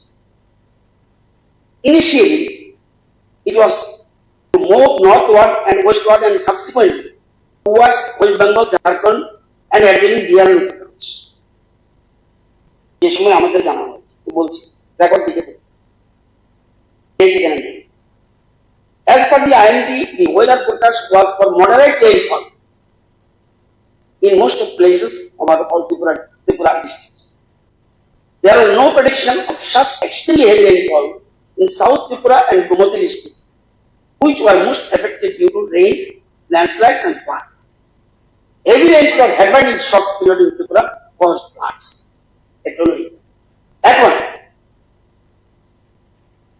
এখন বলে দিন না, বলে দিন 19 আপনারা যে লেখা দিয়েছেন না, আপনারা যে ভুল এবং অসত্য ঘটনা পড়াইতে। আমি যখন ভারত থেকে শিখি এমন ভাবে শিখি যে কোন কিনারা লাগি না, সেটা ব্রিজেশ পান্ডে হোক, কিরণগিত্তে হোক, এই সেক্রেটারি হোক, চিফ সেক্রেটারি হোক, যখন আমি জানবো সেই জিনিসটা জানবো ভালো করে জানবো, আমাকে মিসবিহেভ করা I think not so easy. আপনি যে তারিখটা বলছেন 9/8/2024, 19/8/2024, যেটা বলছিলাম স্যার, মাননীয় জিতেন বাবু বলেছিলেন 12টা নতুন নতুন ত্রিপুরা লেগ ওয়ের মতো। আরে ঠিক আছে, আপনার ইম্পর্টেন্ট পয়েন্ট আছে তো আমি জানি, সব কিছু দিব যতটুকু পাই। আজকে যদি আসে মুখ্যমন্ত্রী আমি পার্টিসিপেট, অন্য কিছু দেওয়ার সময় দরকার হলে যদি আসে। রাজ্যের 12টা নদীর মধ্যে উত্তর ত্রিপুরার জুড়ি নদী ছাড়া ঠিকই বলেছেন উনি 11টা নদী বিপদসীমা অতিক্রম করেছে। মৌরি, ফেনী, গোমতী, বিজয়, হাওড়া এবং কোয়াই, এই 6টা নদী সর্বোচ্চ বন্যা স্তরে রেকর্ড স্থান এবং বন্যা ভূমিধসে তার সব সেক্টরে ব্যাপক ক্ষতি। একটা প্রশ্ন উঠেছে যে সিএম রিলিফ ফান্ডের টাকা ট্রান্সপারেন্ট জনতা, যদিও আমি দপ্তর দেখি না, checkers of CM relief fund today, আজকে দুপুর 12টা পর্যন্ত টোটাল চেক রিসিভ হয়েছে 258 চেক, পরিমাণটা কত? 7,51,08,105। But the total cheque credited, একজন চেক পাঠিয়েছে, যতক্ষণ পর্যন্ত ক্রেডিটেড না হয় তখন আমার অ্যাকাউন্টে ঢুকবে না। এটা হলো 28,51,601। 7,51,000 মধ্যে ক্রেডিটেড হয়েছে 28,51,601। Total donation receive through online 15,21,19,895।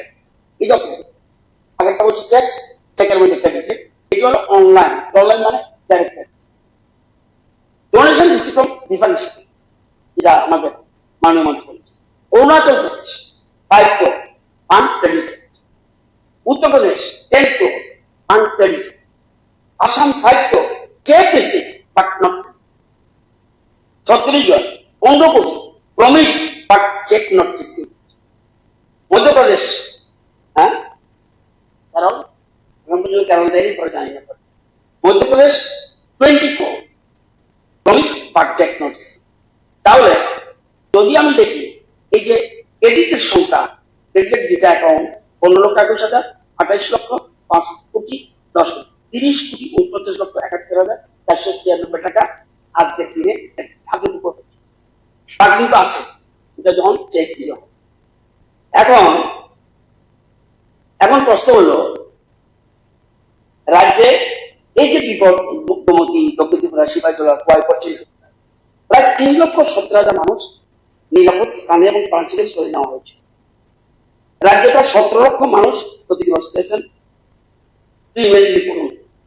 রাজ্য জুড়ে 821টা ত্রাণ শিবির খোলা হয়েছিল এবং শিবিরগুলিতে 1,29,000 মানুষ আশ্রয় নিয়েছে। এগুলো প্রভাব প্রাণহানি, দুর্ভাগ্যবশত 33 জন নাগরিক প্রাণ হারিয়েছেন, ভূমিধসে 19 জন, জলে ডুবে 13 জন, মাটির দেওয়াল ধসে 1 জন, 2 জন আহত হয়েছেন এবং 1 জন নিখোঁজ হয়েছে। এই রাজ্যে ভয়াবহ বন্যায় যে সমস্ত নাগরিক প্রাণ হারিয়েছেন, আমি এবং আমার সরকার তার জন্য শোক ব্যক্ত করছি এবং পরিবার পরিজনদের প্রতি সমবেদনা জানাচ্ছি। আমাদের ক্যাবিনেটও, গত ক্যাবিনেটও আমরা এটা শোক ব্যক্ত করেছি এবং আজকে বিধানসভায় এটা নিয়ে শোক ব্যক্ত করেছেন এবং যারা আহত হয়েছেন তাদের দ্রুত আরোগ্য কামনা করছি। এবং এটার ক্ষেত্রে আপনারা জানেন, ক্ষয়ক্ষতির কথা বলছিলেন ডিপার্টমেন্ট ওয়াইজ, যে প্রিলিমিনারি রিপোর্ট, সাম্প্রতিক বন্যায় কৃষি পরিকাঠামো, গবাদি পশু প্রাণী সহ জীবন জীবিকার ব্যাপক ক্ষতি হয়েছে। সব জায়গাতে ফসলের ব্যাপক ক্ষতি হয়েছে, বিশেষ করে ধান ও সবজির ব্যাপক ক্ষতির খবর পাওয়া গেছে। বন্যায় সড়ক, যেটা আমাদের মাননীয় মন্ত্রী বলেছেন, এবং ক্যাবিনেট একদম মন্ত্রী প্রস্তাব দিয়েছিল, চিফ মিনিস্টার এটি করেছিল। কি ভয়াবহ! আমরা যদি বলি সবাই, এই যে আমাদের স্বপ্নদা বর্মা একটু বক্তব্য রেখেছেন, বক্তব্য করে গেছেন, আপনার যদি কানে বলতেন কি বলতে চেয়েছেন। বলেছে একটা কোনো এমএলএ ঠিক করতে পারবে না, দল বেঁধে যেতে হবে এক অন্য এলাকায়, সবাই মিলে আমরা করতে হবে। খুব সুন্দর করে পেশ করেছেন।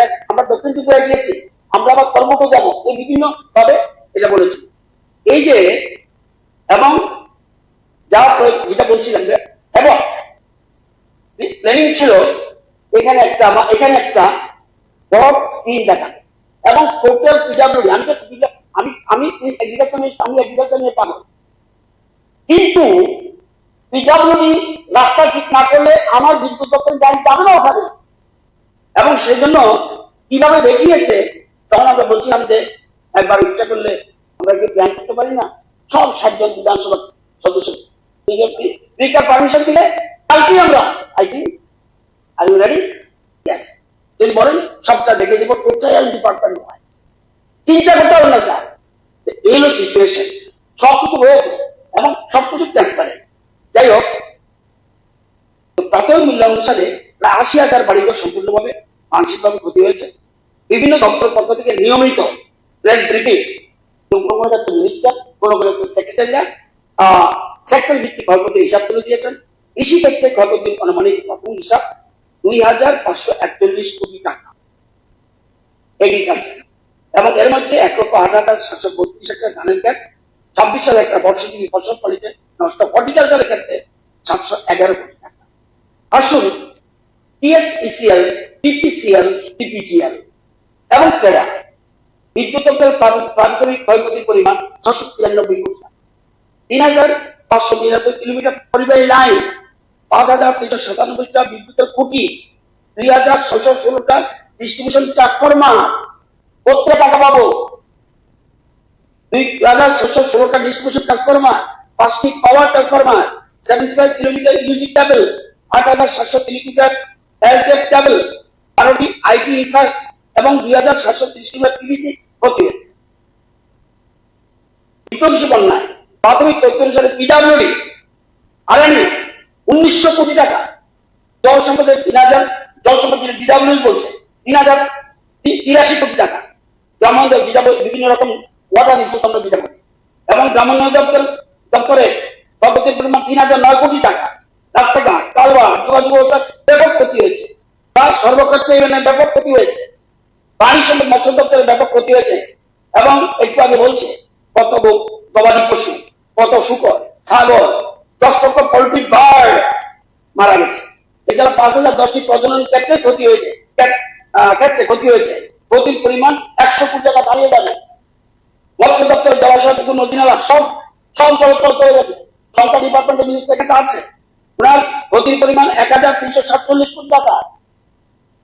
এবং টোটাল যে হিসাব সবটা দিতে গেলে সময় লাগবে। এখন পর্যন্ত যে হিসাবটা এসছে, ক্ষয়ক্ষতির প্রাথমিক হিসাব অনুযায়ী আনুমানিক প্রায় 14,247 কোটি টাকা ক্ষতি হয়েছে। এই যে ব্যাপার, এবং আপনারা জানেন চিফ মিনিস্টার এত বড় ক্ষতিগ্রস্ত এই যে বন্যার অবস্থা, সবচেয়ে আগে ইনকাম কাকে করেছে? অপোজিশন। একসাথে করতে হবে এবং সবচেয়ে বেশি প্রায়োরিটি দিয়েছে অপোজিশন, কারণ তাড়াতাড়ি সর্বদলীয় মিটিং উনি ডেকেছেন। এখন আমরা কি করেছি? জেলা শাসক, কালেক্টরগণ, লাইন দপ্তর সহ তাৎক্ষণিক প্রতিক্রিয়া ব্যবস্থা গ্রহণ শুরু করে রাজ্য জেলা স্তরে সমস্ত জরুরি অপারেশন সেন্টার সক্রিয় করা হয়। জল সম্পদ দপ্তর প্রতি ঘন্টায় নদীর জলস্তরে রিপোর্ট পাঠাতে শুরু করে।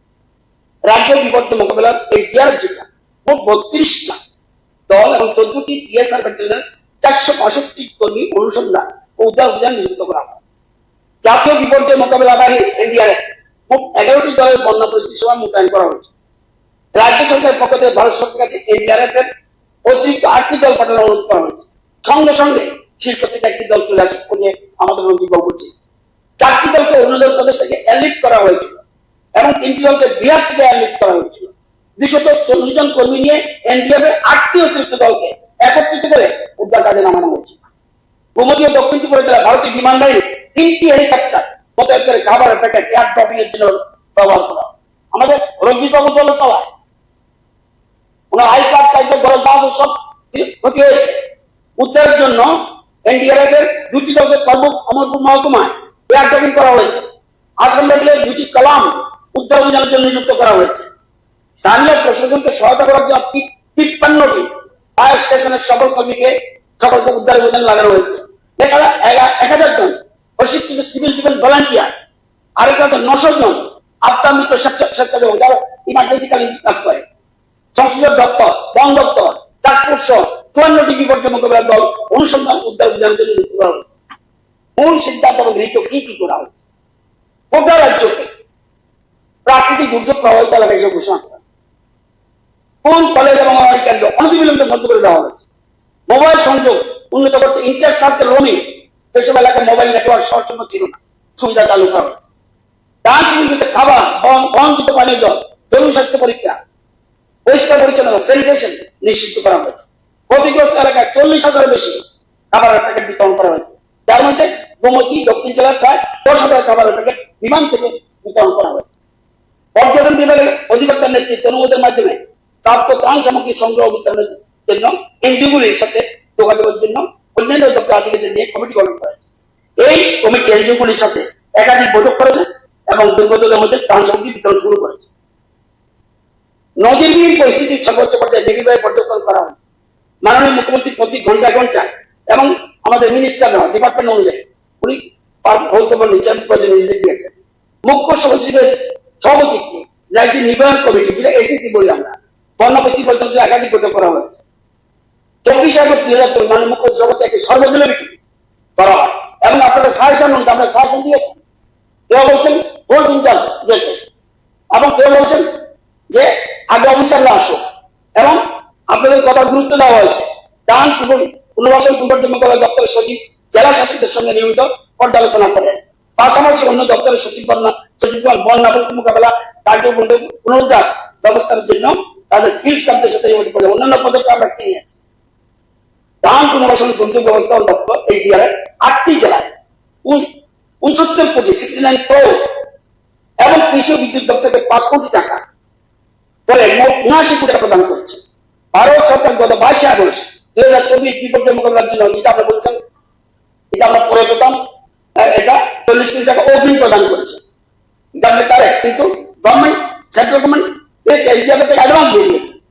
আমরা তো এই কাজে ব্যবহার করবো। এটা রোগের প্রাদুর্ভাব ঠেকাতে স্বাস্থ্য দপ্তর ত্রাণ শিবির বন্যা পরিচিত এলাকায় আগাম স্বাস্থ্য পরীক্ষা চালাচ্ছে। পানীয় জল স্যানিটেশন দপ্তর কঠিন বর্জ্য ব্যবস্থাপনা, বর্জ্য জল ব্যবস্থাপনা, নিরাপদ স্যানিটেশন অনুশীলন সম্পর্কিত স্ট্যান্ডার্ড অপারেটিং পদ্ধতি, যেটা আমরা এসওপি বলি, জারি করেছে। সমস্ত দপ্তরকে ক্ষয়ক্ষতির প্রমাণ রাখার জন্য সময় এবং তারিখে এটা হলো ট্রান্সপারেন্ট স্ট্যাম্প সহ জিওট্যাগ যুক্ত ফটোর মাধ্যমে তাৎক্ষণিক ক্ষয়ক্ষতির মূল্যায়নের পরামর্শ দেওয়া হয়েছে। বন্যায় ক্ষতিগ্রস্ত সকল নথি এবং শংসাপত্র পদ্ধতির DMO calendar single audio system pass করার জন্য পরামর্শ দেওয়া হয়েছে। আমরা বলার পর এছাড়া রাজ্য সরকারের প্ল্যানিং আছে। মুখ্যমন্ত্রী সরকার দিল্লির সাথে কথা বলেছে। রাজ্য সরকারের অনুযায়ী ভারত সরকার advance inter ministerial central team INCT নিয়োগ করেছে, যারা বন্যায় ক্ষতিগ্রস্ত সরজমিনে মূল্যায়ন করেন। 28 থেকে 31 আগস্ট তারা রাজ্যে ছিলেন এবং সফর করেছেন। এ ছিল ডিসি কৌশিক চালু, joint secretary ministry of home affairs গমরাট Tripura, Jitu Das director development of department of agriculture and farmers welfare, Shri Mahesh Kumar deputy director department of executive ministry of finance new Delhi, Pradeep Kumar Meena superintendent engineer ministry of road transport and highways regional office Guwahati, Shri Shashank Utsal director ministry of Jal Shakti, Shri Umesh Kumar Ram joint director Disha ministry of rural development. তাহলে কোন ক্ষেত্রে তারা আসা উচিত? রাজ্য সরকার থেকে বলা হয়েছে, সাথে সাথে টিম পাঠিয়ে দিয়েছে। দলটি দক্ষিণ ত্রিপুরা, গোমতী, সিপাহীজলা, প্লায় এগুলি পরিদর্শন করেছেন এবং বিভিন্ন বিভাগের কর্মকর্তা শিবিরে ক্ষতিগ্রস্তের সাথে মত বিনিময় করেছেন। 30 আগস্ট 2024 মুখ্যমন্ত্রীর সাথে রাজ্যের ব্যাপক ক্ষয়ক্ষতির জন্য আলোচনা করেছেন। রাজ্য সরকার ভারত সরকারের কাছ থেকে অতিরিক্ত তহবিল চাওয়ার জন্য ক্ষতি মূল্যায়ন সম্পর্কে একটি স্মারকলিপি প্রস্তুত করেছে। পুনরুদ্ধার ক্ষতিপূরণ এগুলির জন্য আমরা অলরেডি যেটা বলছেন কত টাকা চাওয়ার জন্য এগুলি ক্ষতিগ্রস্তদের ক্ষতিপূরণ অন্তর্বর্তী আর্থিক সহায়তা প্রদান করা হচ্ছে। এখন পর্যন্ত 33 জন, আজ কালকে পর্যন্ত ছিল 4 জন। 33 জনের মৃতের মধ্যে 20 জনের পরিবারের সদস্যদের থেকে সম্পূর্ণ 4 লক্ষ টাকা দেওয়া হয়েছে এবং বাকি মৃতের পরিবার সদস্যরা মোট 95,90,000 টাকার অঙ্কটি প্রতিবেদন দিয়েছে। সাউথে 14, ওই যে 20 জনের মধ্যে শিবাজলা 4, ওয়েস্ট 1 এবং ওয়াইতে 1 এটা দেওয়া হয়েছে। এবং দুজনের যে তথ্য বলছি মিডিয়ার খবর, এটা সম্প্রতি পাওয়া গেছে, এটাও ব্যবস্থা নিচ্ছে। এবং ভারত সরকারের প্রধানমন্ত্রী কার্যালয়, প্রধানমন্ত্রী জাতীয় প্রান্তল, এটা আমাদের মন্ত্রী মধ্যে বলেছেন, PMNRF মৃত নিকটাত্মীয় 2 লক্ষ টাকা এবং আহতদের 50,000 টাকা পরিবারের সদস্যদের অতিরিক্ত সহায়তা ঘোষণা করেছে। যাদের বড়বাড়ি ক্ষতিগ্রস্ত হয়েছে তাদের জন্য জেলা পর্যায়ে সহায়তা শুরু হয়েছে। এখন পর্যন্ত 1995 জন ক্ষতিগ্রস্ত ব্যক্তিকে অন্তর্বর্তীকালীন সহায়তা রয়েছে, যার মোট পরিমাণ 1,17,00,000 কিছু নাই। তাৎক্ষণিক যাতে ক্ষতিপূরণ দেওয়া যায় তার জন্য বাড়ি বাড়ি সামগ্রিক বিদ্যুৎ সরবরাহ পুনরুদ্ধার করা হয়েছে প্রায় 90% মতো। 1 সেপ্টেম্বর 2024 পর্যন্ত রাজ্যের 4,768 স্কুলের মধ্যে 110টি স্কুল বাদে সব স্কুল খোলা হয়েছে। এখন যে 4টি জেলার সমস্ত স্কুল খোলা হয়নি সেগুলো হলো ধলাই 6টি, শিবজলা 30টি, গোমতীতে 42টি, দক্ষিণ জেলায় 32টি রয়েছে। 28 আগস্ট 2024 অঙ্গনওয়াড়ি কেন্দ্রগুলি চালু হয়েছে।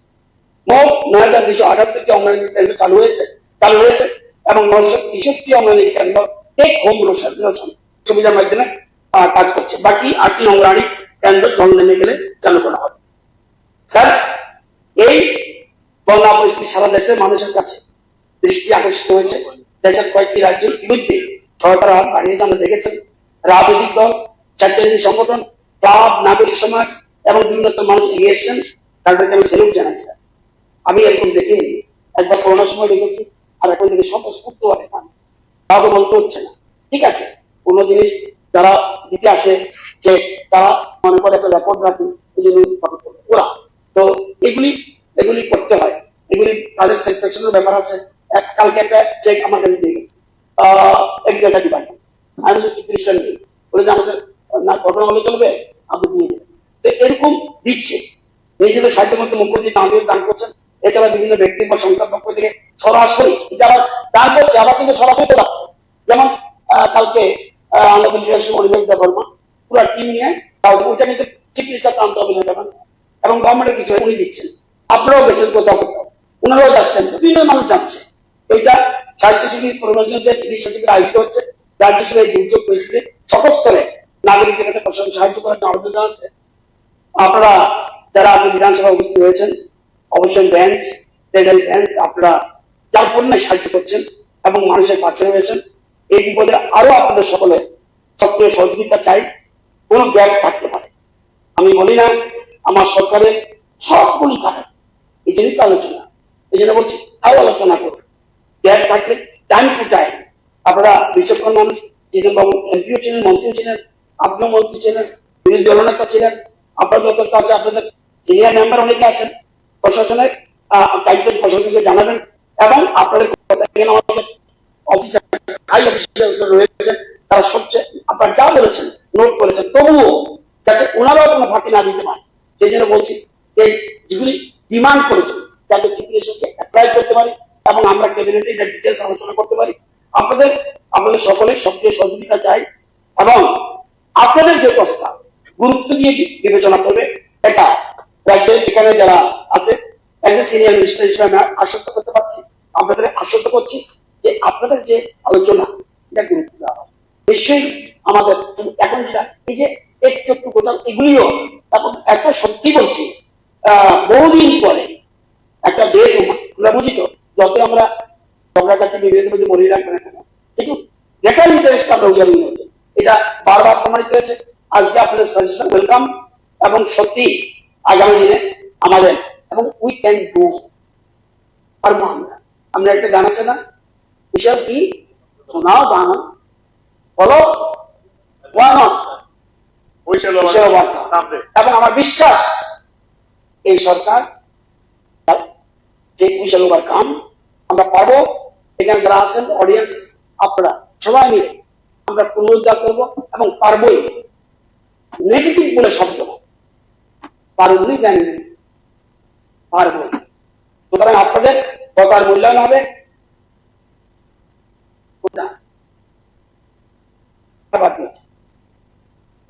তোমার দিয়ে দিব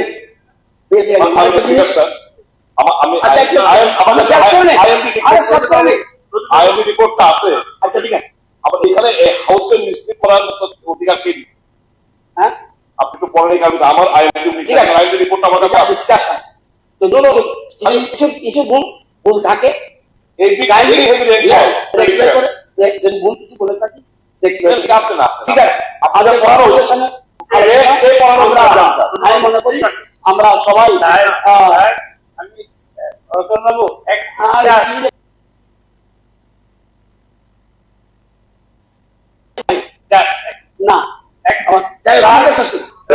বললাম তো আমি মনে করি স্যার না, স্যার সুন্দর আলোচনা হয়েছে এবং আমার বিশ্বাস যে আমরা এই দুর্যোগ মুহূর্তে আমরা সবাই এক থাকবো, এই অঙ্গীকার এবং অ্যাসুরেন্স আমরা রাখলাম।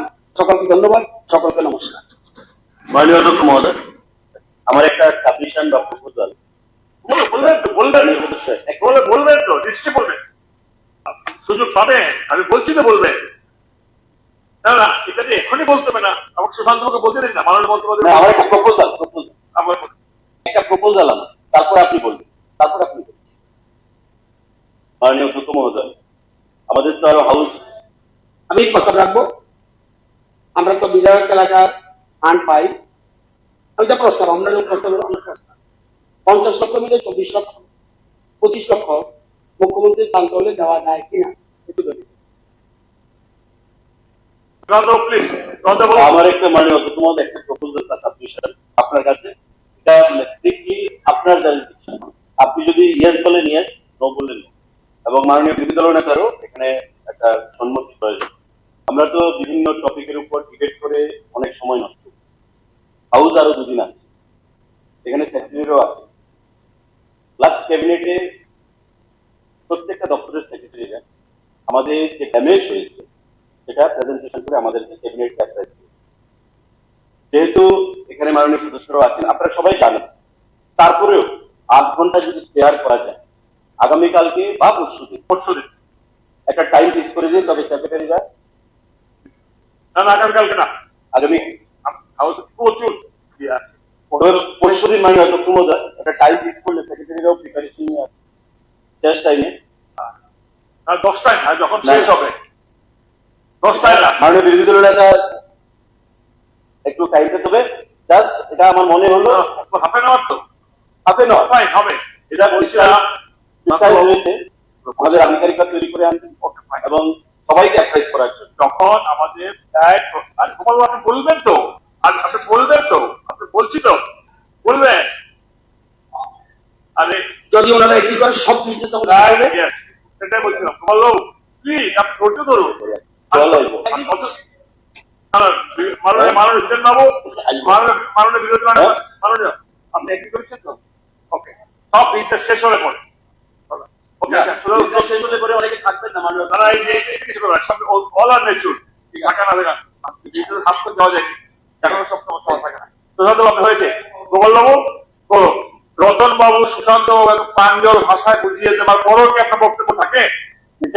স্যার রতন বাবু সুশান্ত বাবু প্রাঞ্জল হয়, আমি প্রাণ হয়ে বলবো, আমি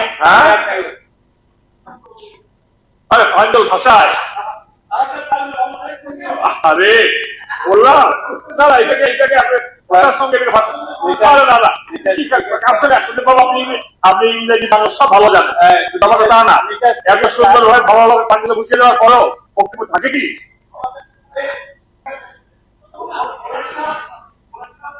আমাদের একটা পিজল এগুলো বলবেন না কেন?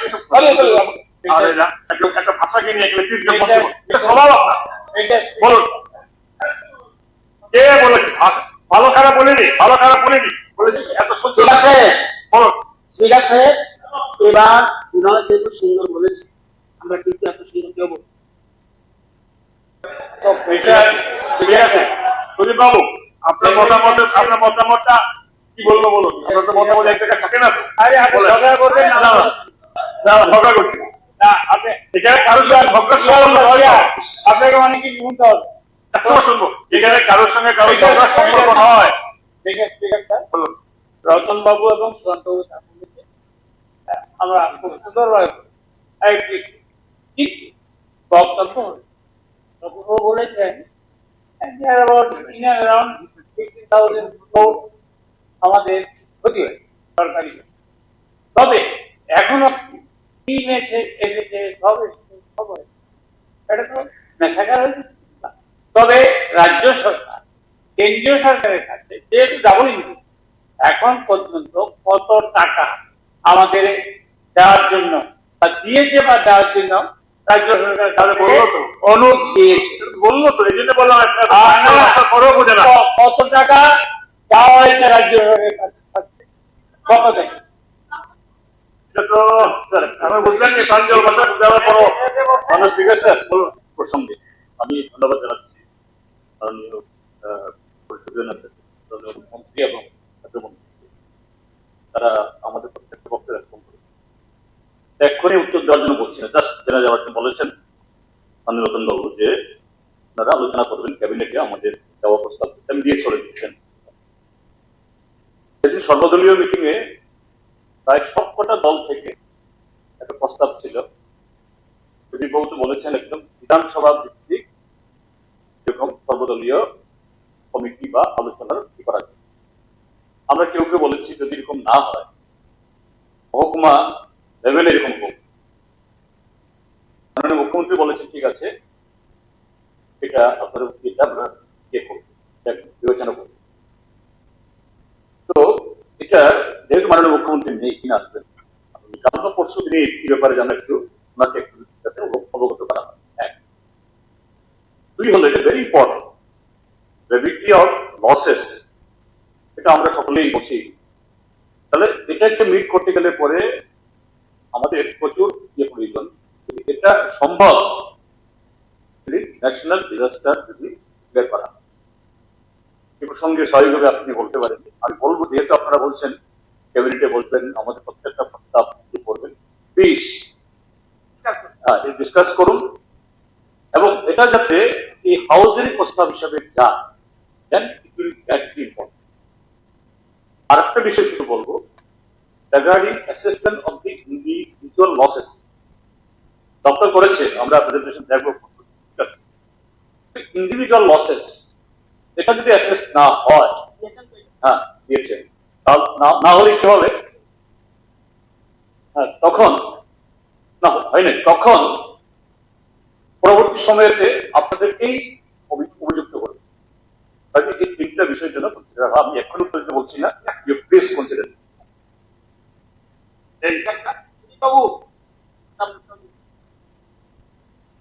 এই সভা আগামী 5 সেপ্টেম্বর বৃহস্পতিবার 2024 তারিখ বেলা 11 ঘটিকা পর্যন্ত মুলতবি।